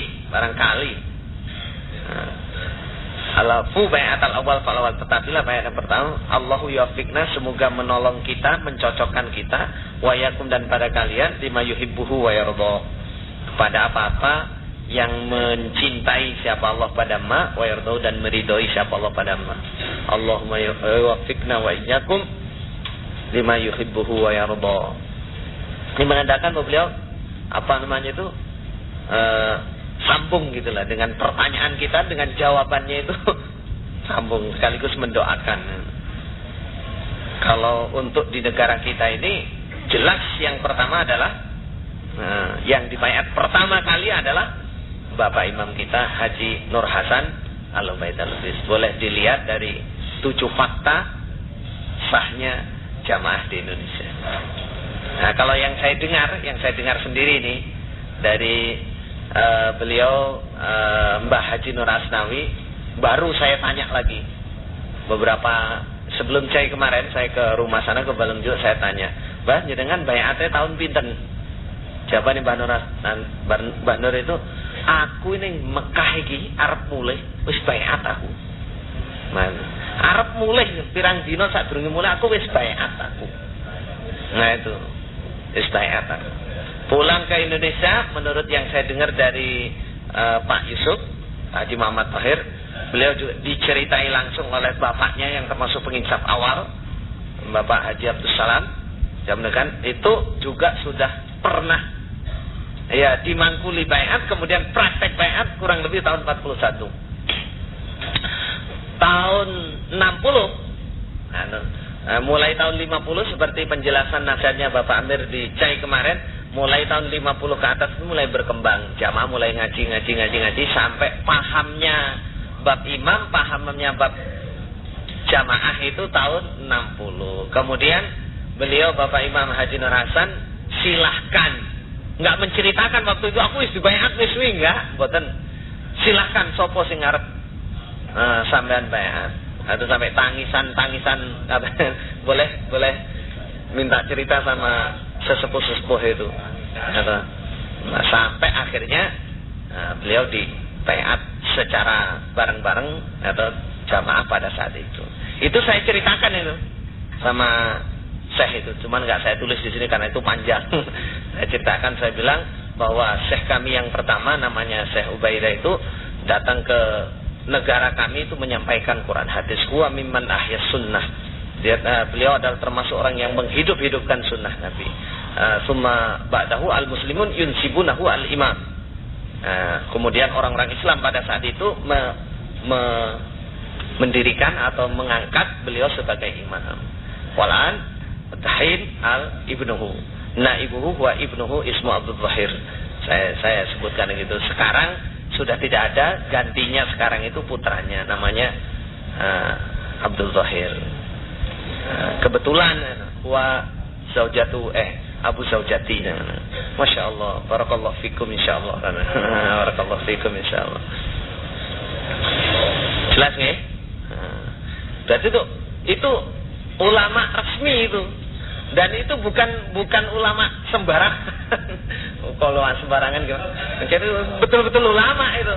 Ya tadi kan sudah saya ceritakan guru-gurunya, kemudian beliau sendiri itu ngajar di Masjidil Haram sejak tahun 51.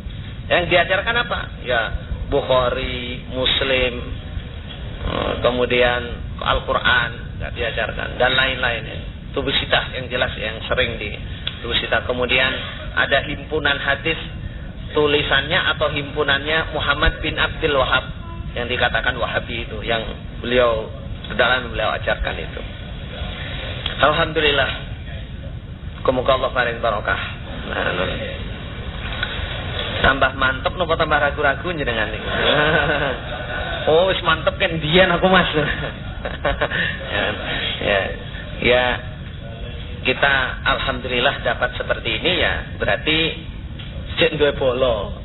Masih ada di sana, ternyata telusur itu masih ada yang sama persis dengan kita, itu masih ada. Ya itu. Mana tadi? 10 ya. Lakin fi biladina ya Syekh nansibal imam bisir lian aktaruhum ahlul bid'ah kama qad fa'ala Rasulullah sallallahu alaihi wasallam fi lailatul aqabah fi bai'atis sabayani bisir min ayunil kuffar. Saya bilang gitu. Ya Syekh, kan tetapi di negara kami mendirikan imam dengan sir-siran. Dengan sir tonah bi tonah budi luhur. Li'anna aktaruhum ahlul bid'ah, karena banyak yang ahli bid'ah, jelas memusuhi hal itu. Begini ini seperti yang sudah dikerjakan oleh Nabi ketika Lailatul Aqabah. Kama qad fa'ala fi Lailatul Aqabah. Tahun 7 Hijriah itu Nabi kan bisa masuk Mekah itu malam, kalau di malam-malam gelap gitu. Orang-orang yang insaf di Mekah itu baiat sama Nabi di Aqabah, di kawasan Aqabah itu. Namanya baiat Lailatul Aqabah. Itu yakni bisir samar min ayunil kuffar, tidak dilihat oleh orang-orang kafir. Ini saya ceritakan begini, ini saya gimana? Komentarnya saya tanya itu komentare piye sampean komentar ini. Katanya jawabnya la budda imamul muslimin. La budda imamal muslimin. Tidak boleh tidak, harus wujud keimaman itu, harus ada. Yakni al muslimun yubayyi'una imaman. Allahu yafiqna wa iyyakum lima yuhibbuhu wa yarda. Terus gitu ngomong gitu doa. Allah yafiqna wa iyyakum lima yuhibbu wa yarda. Al muslimun yubayyi'una imamam. Harus orang-orang Islam itu baiat kepada imam, harus ada, harus wujud imam bagaimanapun caranya. Kemudian apa itu? Pertanyaan, kaifa antum fi hadzal bilad? Bagaimana Anda di negara ini? Bagaimana antum di negara ini? Bagaimana sampean di Mekah ini, di Saudi ini? Alhamdulillah, jawabnya alhamdulillah. Man imamukum? Tanya, siapa imam sampean? Jawabnya Al-Malik Fahad. Hafadahullah, semoga Allah menjaganya. Al-Malik Fahad. Saya tanya, tubayyi'unahu? Sampean baiat sama dia? Jawabnya al-mubaya'ah takun min kibarin nas wa sigharun nas tabaun. Praktek pembaiatan kepada raja itu al-mubaya'ah Baiat itu takun min kibarinas, yang praktek itu kabir-kabirnya manusia, pembesar-pembesar, ulama-ulama yang tetap bukan rakyat biasa. Wasigharun nas, yang kecil-kecil, rakyat biasa. Sigharun nas tabaun, ngikut. Nah, ngikut belakangnya. Maksudnya yang netepi Quran hadis, yang netepi Quran hadis. Nah, kullu fi hadal bilad apa? Semua ikut. Maksudnya yang netepi Quran hadis, jawabnya na'am. Nah, beliau juga istilah pendalamannya begini. Dulu itu saya juga kemarin waktu laporan pertama sama Abah Bapak Imam di Pondok Gede, beliau juga mengatakan jauh. Kan saya tanya keamirannya Abdul Aziz, Raja Abdul Aziz gimana? Oh iya, sah kui perintis sih malahan. Perintis. Dulu sesepuh yang juga mendengar dari Bapak Imam Haji Nur Hasan juga menjelaskan seperti itu, bahwa kerajaan Abdul Aziz itu walaupun itu secara umum kelihatannya adalah sebagai kerajaan, tapi secara khusus di balik itu keimaman yang resmi. Imam mau nyambi apa-apa boleh saja, mau nyambi jadi supir boleh, mau nyambi jadi pedagang ya boleh. Wong Nabi aja ke pasar. Itu urusan pribadinya, urusan dunia, nggak ada urusan itu. Ya, yang paling penting itu ngurusi agamanya. Kemudian pergantian raja ini yang tertulis dalam buku-buku yang otentik jelas, dan dari pernyataan ya toh ulama-ulama yang ngerti Quran hadis, termasuk Syekh Yahya ini menyatakan keabsahan keamirannya itu sebagaimana yang sudah dimangkulkan kepada kita dari Raja Abdul Aziz itu. Memang itu tertulis, ada tulisan semua, sejarah itu ada tertulis semua, keabsahan keamirannya, isi baiatnya, tanggal berapa, siapa yang membacakan, jawaban baiatnya, ada semua. Dari pernyataan orang-orang yang ngerti Quran hadis juga begitu. Sama itu imam saya, itu resmi jadi imam saya. Sampai baiat sebagaimana yang dinyatakan oleh saya ini. Jadi pergantian raja itu terus di baiat itu. Adapun urusan dunia yaitu urusannya dewe-dewe, tapi keabsahan al-awwal fal-awwal itu dapat ya. Al-awwal fal, karena sebelum Malik Abdul Aziz berkuasa di Mekah Madinah itu, di situ nggak ada keamiran, bahkan perpecahan yang ada. Sampai pengimaman jadi 4 itu nggak ada jamaah, nggak ada kemurnian. Nggak ada kemurnian di sana. Sejak itu dirintis dan itu resmi di malah ceritanya itu Raja Abdul Aziz itu kan asalnya itu kan raja di Najd dan dibaiat oleh orang-orang Najd, ulama-ulama yang murni itu berada di Najd sebelum masuk Mekah itu, tapi akhirnya bisa menaklukkan Mekah, Madinah, terus berkuasa dan dibaiat resmi.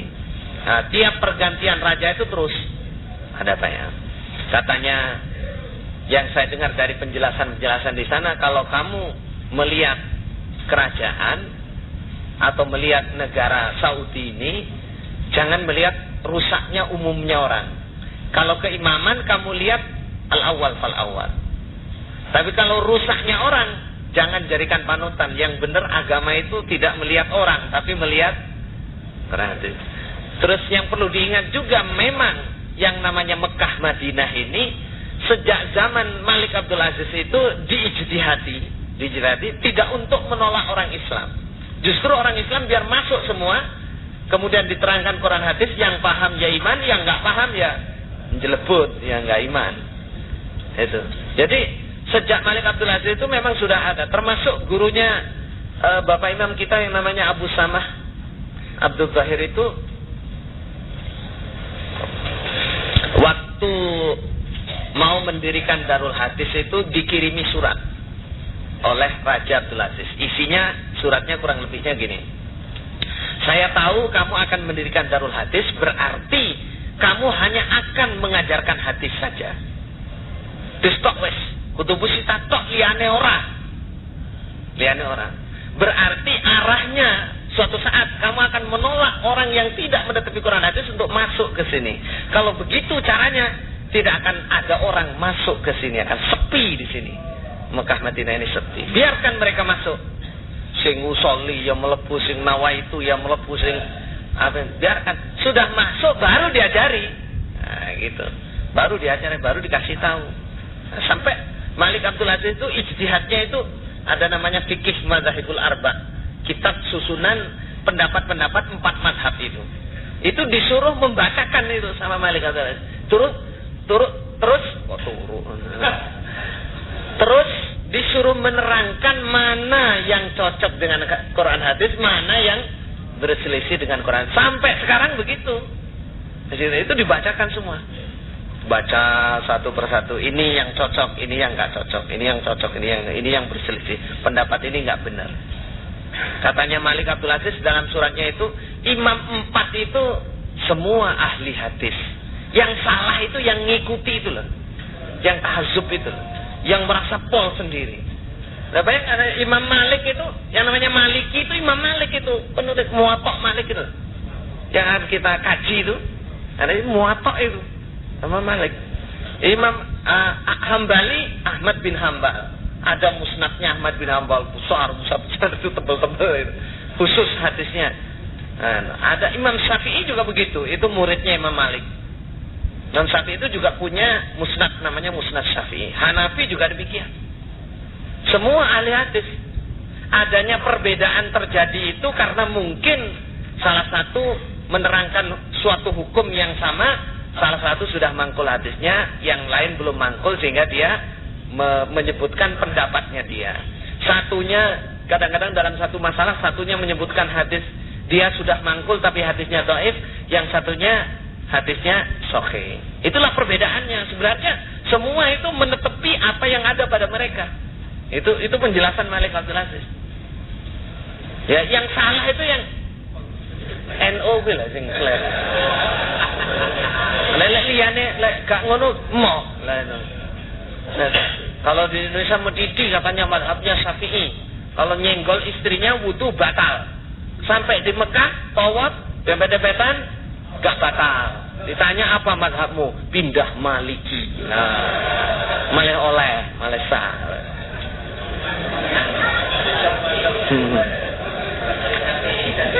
Metidinya Indonesia tok. Ya itu sing keliru ya itu. Itu. Kalau aslinya orangnya itu ya mereka menjawab sesuai dengan ilmu yang ada pada mereka. Ya, itu tidak boleh dibenturkan itu. Ya boleh dibenturkan. Kalau mau ya hadisnya aja yang dipelajari, jangan pendapatnya.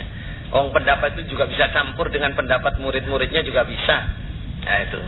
Nah di Mekah itu juga menyampaikan itu juga harus disampaikan, terus diterangkan. Nah ini yang cocok, ini yang nggak cocok, ini yang cocok, ini yang nggak cocok gitu.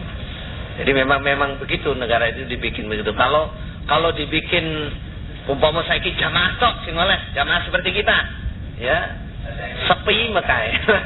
Sepi ya Pak. Kasih Tosuke. Tosuke juga. Perjuangan ke depan nggak bisa bangun Masjidil Haram, nggak bisa bangun Masjid Nabawi. Masjidil Haram bangga kebanjiran kayak tahun-tahun ya tahu dulu itu. Sedikit lagi ya. Wa fi wasiyati Syekhina, ini saya sampaikan di waktu selesai ngaji ini di Masjidil Haram. Saya nanya bab isnad ini. Wa fi wasiyati Syekhina alla yaqbal amru'un qawla mri'in bila hujjah wa an natlubal ilma min asy-syekh alladhi indahu sanadul muttasil ila muallifihi. Nah, itu maksudnya termasuk wasiat syekh kami, maksudnya Bapak Imam Haji Nur Hasan, adalah alla yaqbal amru'un qawla mri'in bila hujjah, bahwa tidak boleh seseorang menerima ucapan orang lain tanpa adanya hujjah, tanpa ada dalil. Harus ada dalilnya, nggak boleh ro'i, nggak boleh nerima pendapat siapapun kalau nggak ada dalilnya. Terus wa natlubal ilma minasy, dan agar kami mencari ilmu dari guru alladzi indahu, yang di sisinya guru itu sanadul muttasil, punya isnad yang ittisal, yang sambung ila muallifi pada penyusun hadis. Penyusun hadis, kalau Bukhari sambung sampai Bukhari sampai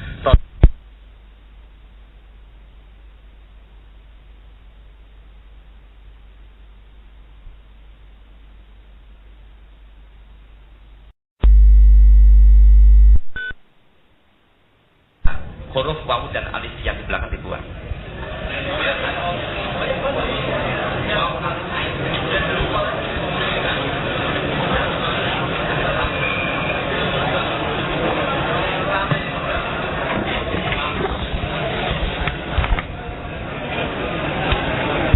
Wa man lam yahkum bima anzalallah fa ulaika humul kafirun. Ada yang itu Al-Maidah itu ayat 44, 45, 46 insyaallah. Kurang lebih gitu. Ada fa ulaika humul kafirun, terus yang ayat berikutnya fa ulaika humul fasikun, fa ulaika humul zalimun, fa ulaika humul fasikun. Sebab yang tidak menghukumi dengan hukum yang diturunkan oleh Allah, mereka adalah orang-orang kafir. Saya nanyakan ayat itu, berarti kita hukum harus betul-betul mengikuti Quran, hadis. Wa nahnu la nastati, kami tidak mampu an-naqta ayatas sarik, memotong tangannya pencuri. Wa najliduz zaniya waz zaniyah, menjilid laki-laki yang zina, perempuan yang zina. Wa narjumul muhsanat, meranjam wanita-wanita yang zina muhsan. Wa mislah hadza, dan semisal ini. Wala nastati an naf'ala katsiran minal hudud, kami tidak mampu berbuat banyak tentang hudud-hudud, peraturan-peraturan dari Allah. Anahnul mu'azzarun, ya Syekh, apakah kami termasuk orang yang diuzuri, enggak salah di hadapan Allah? Jawabnya ala kulli hal, atas setiap keadaan. Mazalal muslimun, yakni ma indahum quwwah, ala kulli hal ittaqullaha mastata'tum. Jawabannya begitu. Podo, jawabannya podo, sama-sama tadi. Sama-sama. Jelas nggak? Mazalal muslimun, selagi tidak henti atau selagi orang Islam, yakni ma'indahum, tidak ada di sisi mereka kuwatun, kekuatan, ya ala kulli hal ittaqullah mastata'tum, takutlah kepada Allah sak mampu kamu. Jadi tidak kok datang terus harus hukum Islam berdiri tegak, ya, jelebut, ya, tembaki sama tentaranya Pak Harto lah, selesai udah. Nah, itu. Beliau Bapak Imam kita Haji Hasan, karena ilmunya ya fakih Quran hadis, perjuangannya tidak seperti itu. Perjuangannya patil nyantol. Suatu saat kalau sudah banyak otomatis itu udah, otomatis. Insyaallah, biiznillah. Pundi wae. La yukallifullahu nafsan illa wus'aha. Allahu yusabbitna wa iyyakum 'alal iman, katanya. Jadi mudah-mudahan Allah menetapkan kita dan kamu terhadap keimanan. Terhadap Allahu yuslihu halana wa halal muslimin. Mudah-mudahan Allah memperbaiki keadaan kita dan keadaan orang Islam semua. Nah, itu doanya beliau begitu. Ada nasihat khusus ini. Waktu saya mau pulang itu, pamitan itu, terus saya minta ausilana, sampean wasiat sama kami. Saya mau mendengarkan wasiatmu, nasihatmu ya Syekh. Dalam jam ahammus syai' akidat tauhid, yaitu al-insan yukhlisul ibadata lillah wala yusyriku billahi syai'an. Ahammus syai', paling pentingnya sesuatu, yang paling harus diingat, akidatut tauhid, keyakinan mengesahkan Allah, akidah tauhid, yaitu yukhlisul ibadata lillah, memurnikan ibadah untuk Allah, wala yusyriku billahi syai'an, jangan menyekutukan Allah kepada sesuatu pun. Kemudian wayat tabi'ur rasul, mengikuti Rasul sallallahu alaihi wasallam, wa yajtanibul bid'ah, menjauhi bid'ah. Hadza ahammus syai'. Inilah yang paling harus kamu ingat. Ini adalah perkara penting. Jangan syirik, ikutilah Nabi, jauhilah bid'ah. Terus saiki ojo dadi wong NU. Ojo melok-melok wong Madura-Madura kuwi. Lan kanca-kancane kuwi. Sapa to iku? Hada ahammu syai'. Allahu yusabbitna wa iyyakum ala kitabih. Semoga Allah menetapkan kita dan kamu atas kitabnya Allah, wa sunnati rasulih, dan sunnah utusan Allah, wa ala tariqatis salaf, sambil nangis itu, berbismillah kayak gitu, doa kayak gitu. Dan atas jalannya ulama-ulama yang telah lewat radhiyallahu anhum ajma'in. Wa jannibna wa iyyakum alfitan. Semoga Allah menjauhkan kita dan kamu dari beberapa fitnah wal bidah dan bid'ah ma zahara minha wa ma batan. Baik yang tampak dari bid'ah itu, fitan dan bid'ah itu, ataupun yang sama. Itu doanya baik sekali itu ya. Itu karena meyakini yang diajak omong itu sudah sama gitu lah, sama dengan beliau. Lah wong saya tanya pertama itu kayak wong anu kok dia.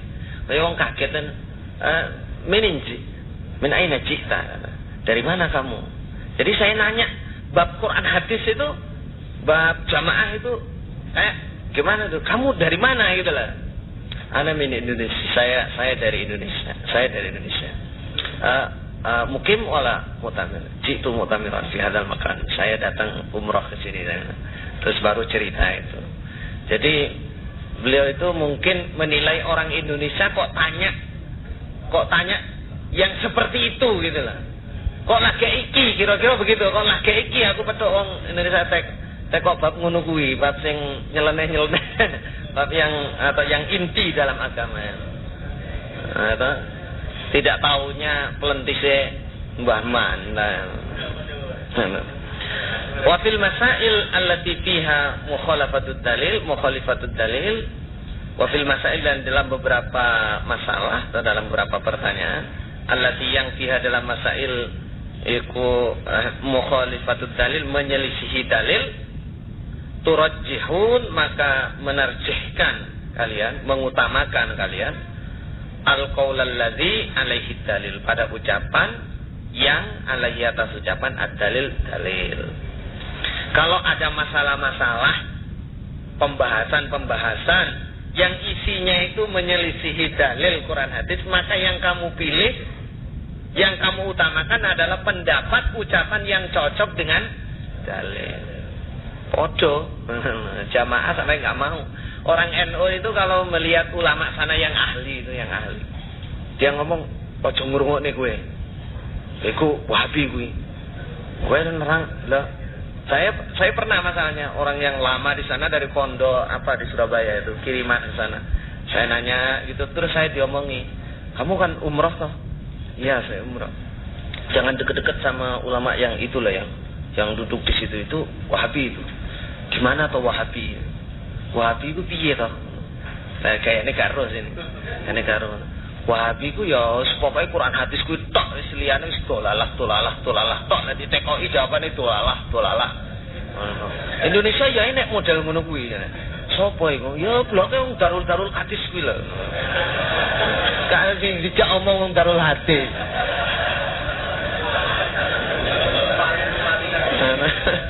Masyaallah.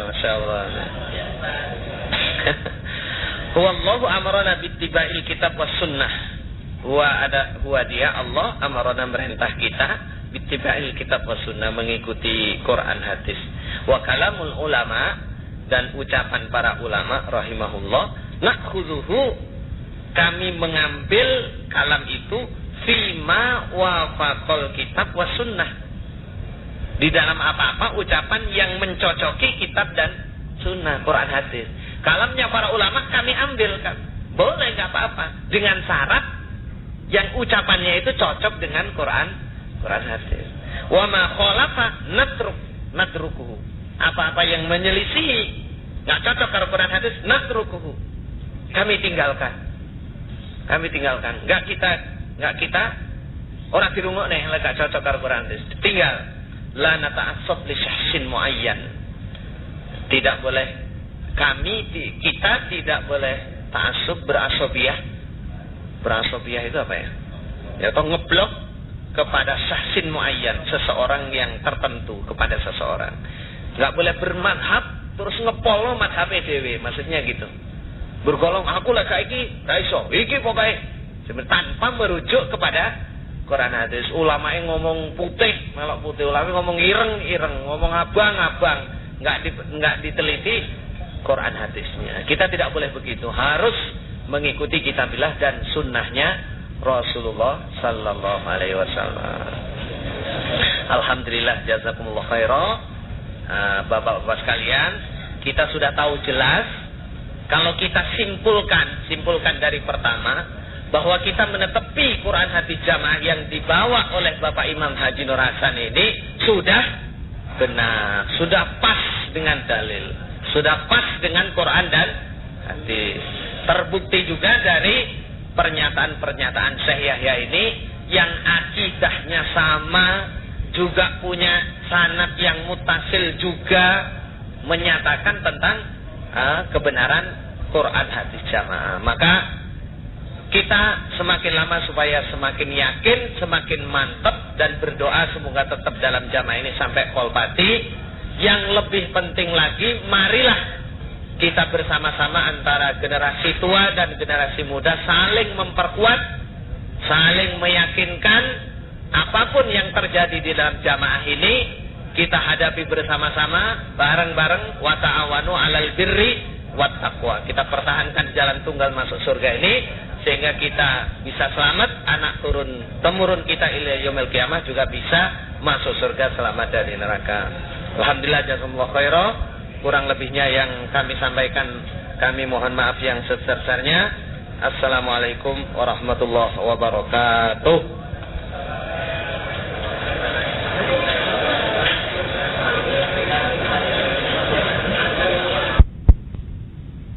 Assalamualaikum warahmatullahi wabarakatuh.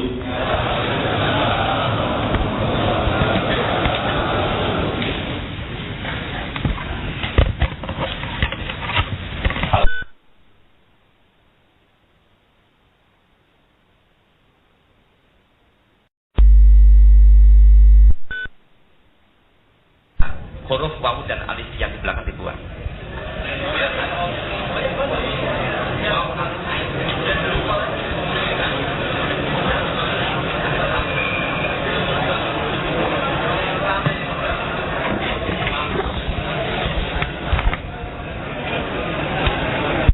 Wa man lam yahkum bima anzalallah fa ulaika humul kafirun. Ada yang itu Al-Maidah, itu ayat 44, 45, 46 insyaallah. Kurang lebih gitu. Ada fa ulaika humul kafirun, terus yang ayat berikutnya fa ulaika humul fasikun, fa ulaika humul zalimun, fa ulaika humul fasikun. Sebab yang tidak menghukumi dengan hukum yang diturunkan oleh Allah, mereka adalah orang-orang kafir. Saya nanyakan ayat itu, berarti kita hukum harus betul-betul mengikuti Quran hadis. Wa nahnu la nastati, kami tidak mampu an-naqta ayatas sarik, memotong tangannya pencuri. Wa najliduz zaniya waz zaniyah, menjilid laki-laki yang zina, perempuan yang zina. Wa narjumul muhsanat, meranjam wanita-wanita yang zina muhsan. Wa misla hadza, dan semisal ini. Wala nastati an naf'ala katsiran minal hudud, kami tidak mampu berbuat banyak tentang hudud-hudud, peraturan-peraturan dari Allah. Anahnul mu'azzarun, ya Syekh, apakah kami termasuk orang yang diuzuri, enggak salah di hadapan Allah? Jawabnya ala kulli hal, atas setiap keadaan. Mazalal muslimun, yakni ma indahum quwwah, ala kulli hal ittaqullaha mastata'tum. Jawabannya begitu. Podo, jawabannya podo, sama-sama tadi. Sama-sama. Jelas nggak? Mazalal muslimun, selagi tidak henti-henti atau selagi orang Islam, yakni ma'indahum, tidak ada di sisi mereka kuwatun, kekuatan, ya ala kulli hal ittaqullah mastata'tum, takutlah kepada Allah sak mampu kamu. Jadi tidak kok datang terus harus hukum Islam berdiri tegak, ya, jelebut, ya, tembaki sama tentaranya Pak Harto lah, selesai udah. Nah, itu. Beliau Bapak Imam kita Haji Nur Hasan, karena ilmunya ya fakih Quran hadis, perjuangannya tidak seperti itu. Perjuangannya patil nyantol. Suatu saat kalau sudah banyak, otomatis itu udah. Itu otomatis. Insya Allah, biiznillah. Pundi wae. La yukallifullahu nafsan illa wus'aha. Allahu yusabbitna wa iyyakum 'alal iman, katanya. Jadi mudah-mudahan Allah menetapkan kita dan kamu terhadap keimanan. Terhadap Allahu yuslihu halana wa halal muslimin. Mudah-mudahan Allah memperbaiki keadaan kita dan keadaan orang Islam semua. Nah, itu doanya beliau begitu. Ada nasihat khusus ini. Waktu saya mau pulang itu, pamitan itu, terus saya minta ausilana, sampean wasiat sama kami. Saya mau mendengarkan wasiatmu, nasihatmu ya Syekh. Dalam jam ahammus syai' akidat tauhid, yaitu al-insan yukhlisul ibadata lillah wala yusriku billahi syai'an. Ahammus syai', paling pentingnya sesuatu, yang paling harus diingat, akidatut tauhid, keyakinan mengesahkan Allah, akidah tauhid, yaitu yukhlisul ibadata lillah, memurnikan ibadah untuk Allah, wala yusyriku billahi syai'an, jangan menyekutukan Allah kepada sesuatu pun. Kemudian wayat tabi'ur rasul, mengikuti Rasul sallallahu alaihi wasallam, wa yajtanibul bid'ah, menjauhi bid'ah. Hadza ahammu syai'. Inilah yang paling harus kamu ingat. Ini adalah perkara penting. Jangan syirik, ikutilah Nabi, jauhilah bid'ah. Terus lagi ojo dadi wong NU. Ojo melok-melok wong Madura-Madura kuwi. Lan kanca-kancane kuwi. Sapa ta iku? Hada ahammu syai'. Allahu yusabbitna wa iyyakum ala kitabih. Semoga Allah menetapkan kita dan kamu atas kitabnya Allah, wa sunnati rasulih, dan sunnah utusan Allah, wa ala tariqatis salaf, sambil nangis itu, berbismillah kayak gitu, doa kayak gitu, dan atas jalannya ulama-ulama yang telah lewat radhiyallahu anhum ajma'in. Wa jannibna wa iyyakum alfitan.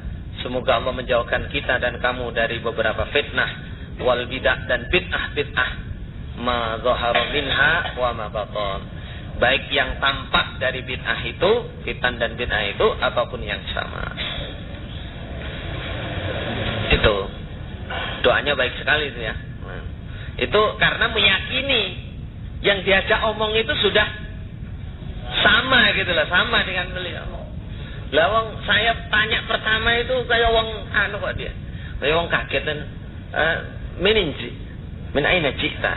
Dari mana kamu? Jadi saya nanya bab Quran hadis itu, bab jamaah itu kayak gimana tuh? Kamu dari mana gitu lah? Ana min Indonesia. Saya dari Indonesia.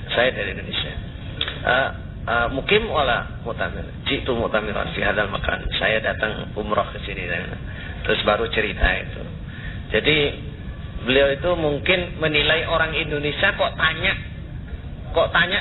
yang seperti itu gitu lah. Kok lagi iki, kira-kira begitu. Kok lagi iki aku petuk wong Indonesia tek kok bab ngono kuwi, bab sing nyeleneh-nyeleneh, bab yang inti dalam agama ya. Nah, tidak taunya pelentise Mbah Man. Wa fil masail allati fiha mukhalifatud dalil, wa fil masail, dan dalam beberapa masalah atau dalam beberapa pertanyaan, allati yang fiha dalam masail iku mukhalifatud dalil, menyelisihi dalil, turajjihun, maka menarjihkan kalian, mengutamakan kalian, al-qaulal ladzi alaihi dalil, pada ucapan yang alaihi atas ucapan ad-dalil dalil. Kalau ada masalah-masalah, pembahasan yang isinya itu menyelisihi dalil Quran hadis, maka yang kamu pilih, yang kamu utamakan adalah pendapat ucapan yang cocok dengan dalil. Podo jamaah sampai nggak mau. Orang NU itu kalau melihat ulama sana yang ahli itu, yang ahli, dia ngomong ojo ngrungokne kowe. Iku Wahabi kuwi. Kowe nerang lah. Saya pernah masalahnya orang yang lama di sana dari pondok apa di Surabaya itu, kiriman ke sana. Saya nanya gitu, terus saya diomongi, "Kamu kan umroh toh?" "Iya, saya umroh." Jangan deket-deket sama ulama yang itulah yang duduk di situ itu Wahabi itu. Gimana toh Wahabi? Wahabi itu piye toh? Nah, kayaknya karo sini. Kayaknya karo. Wahabi ku ya pokoke Quran hadis ku tok wis liyane wis dolalah tok nek ditekoki jawabane dolalah. Indonesia ya enek model ngono kuwi. Sopo iku? Ya bloke wong darul hadis kuwi lho. Kan sing dijak omong wong darul hadis.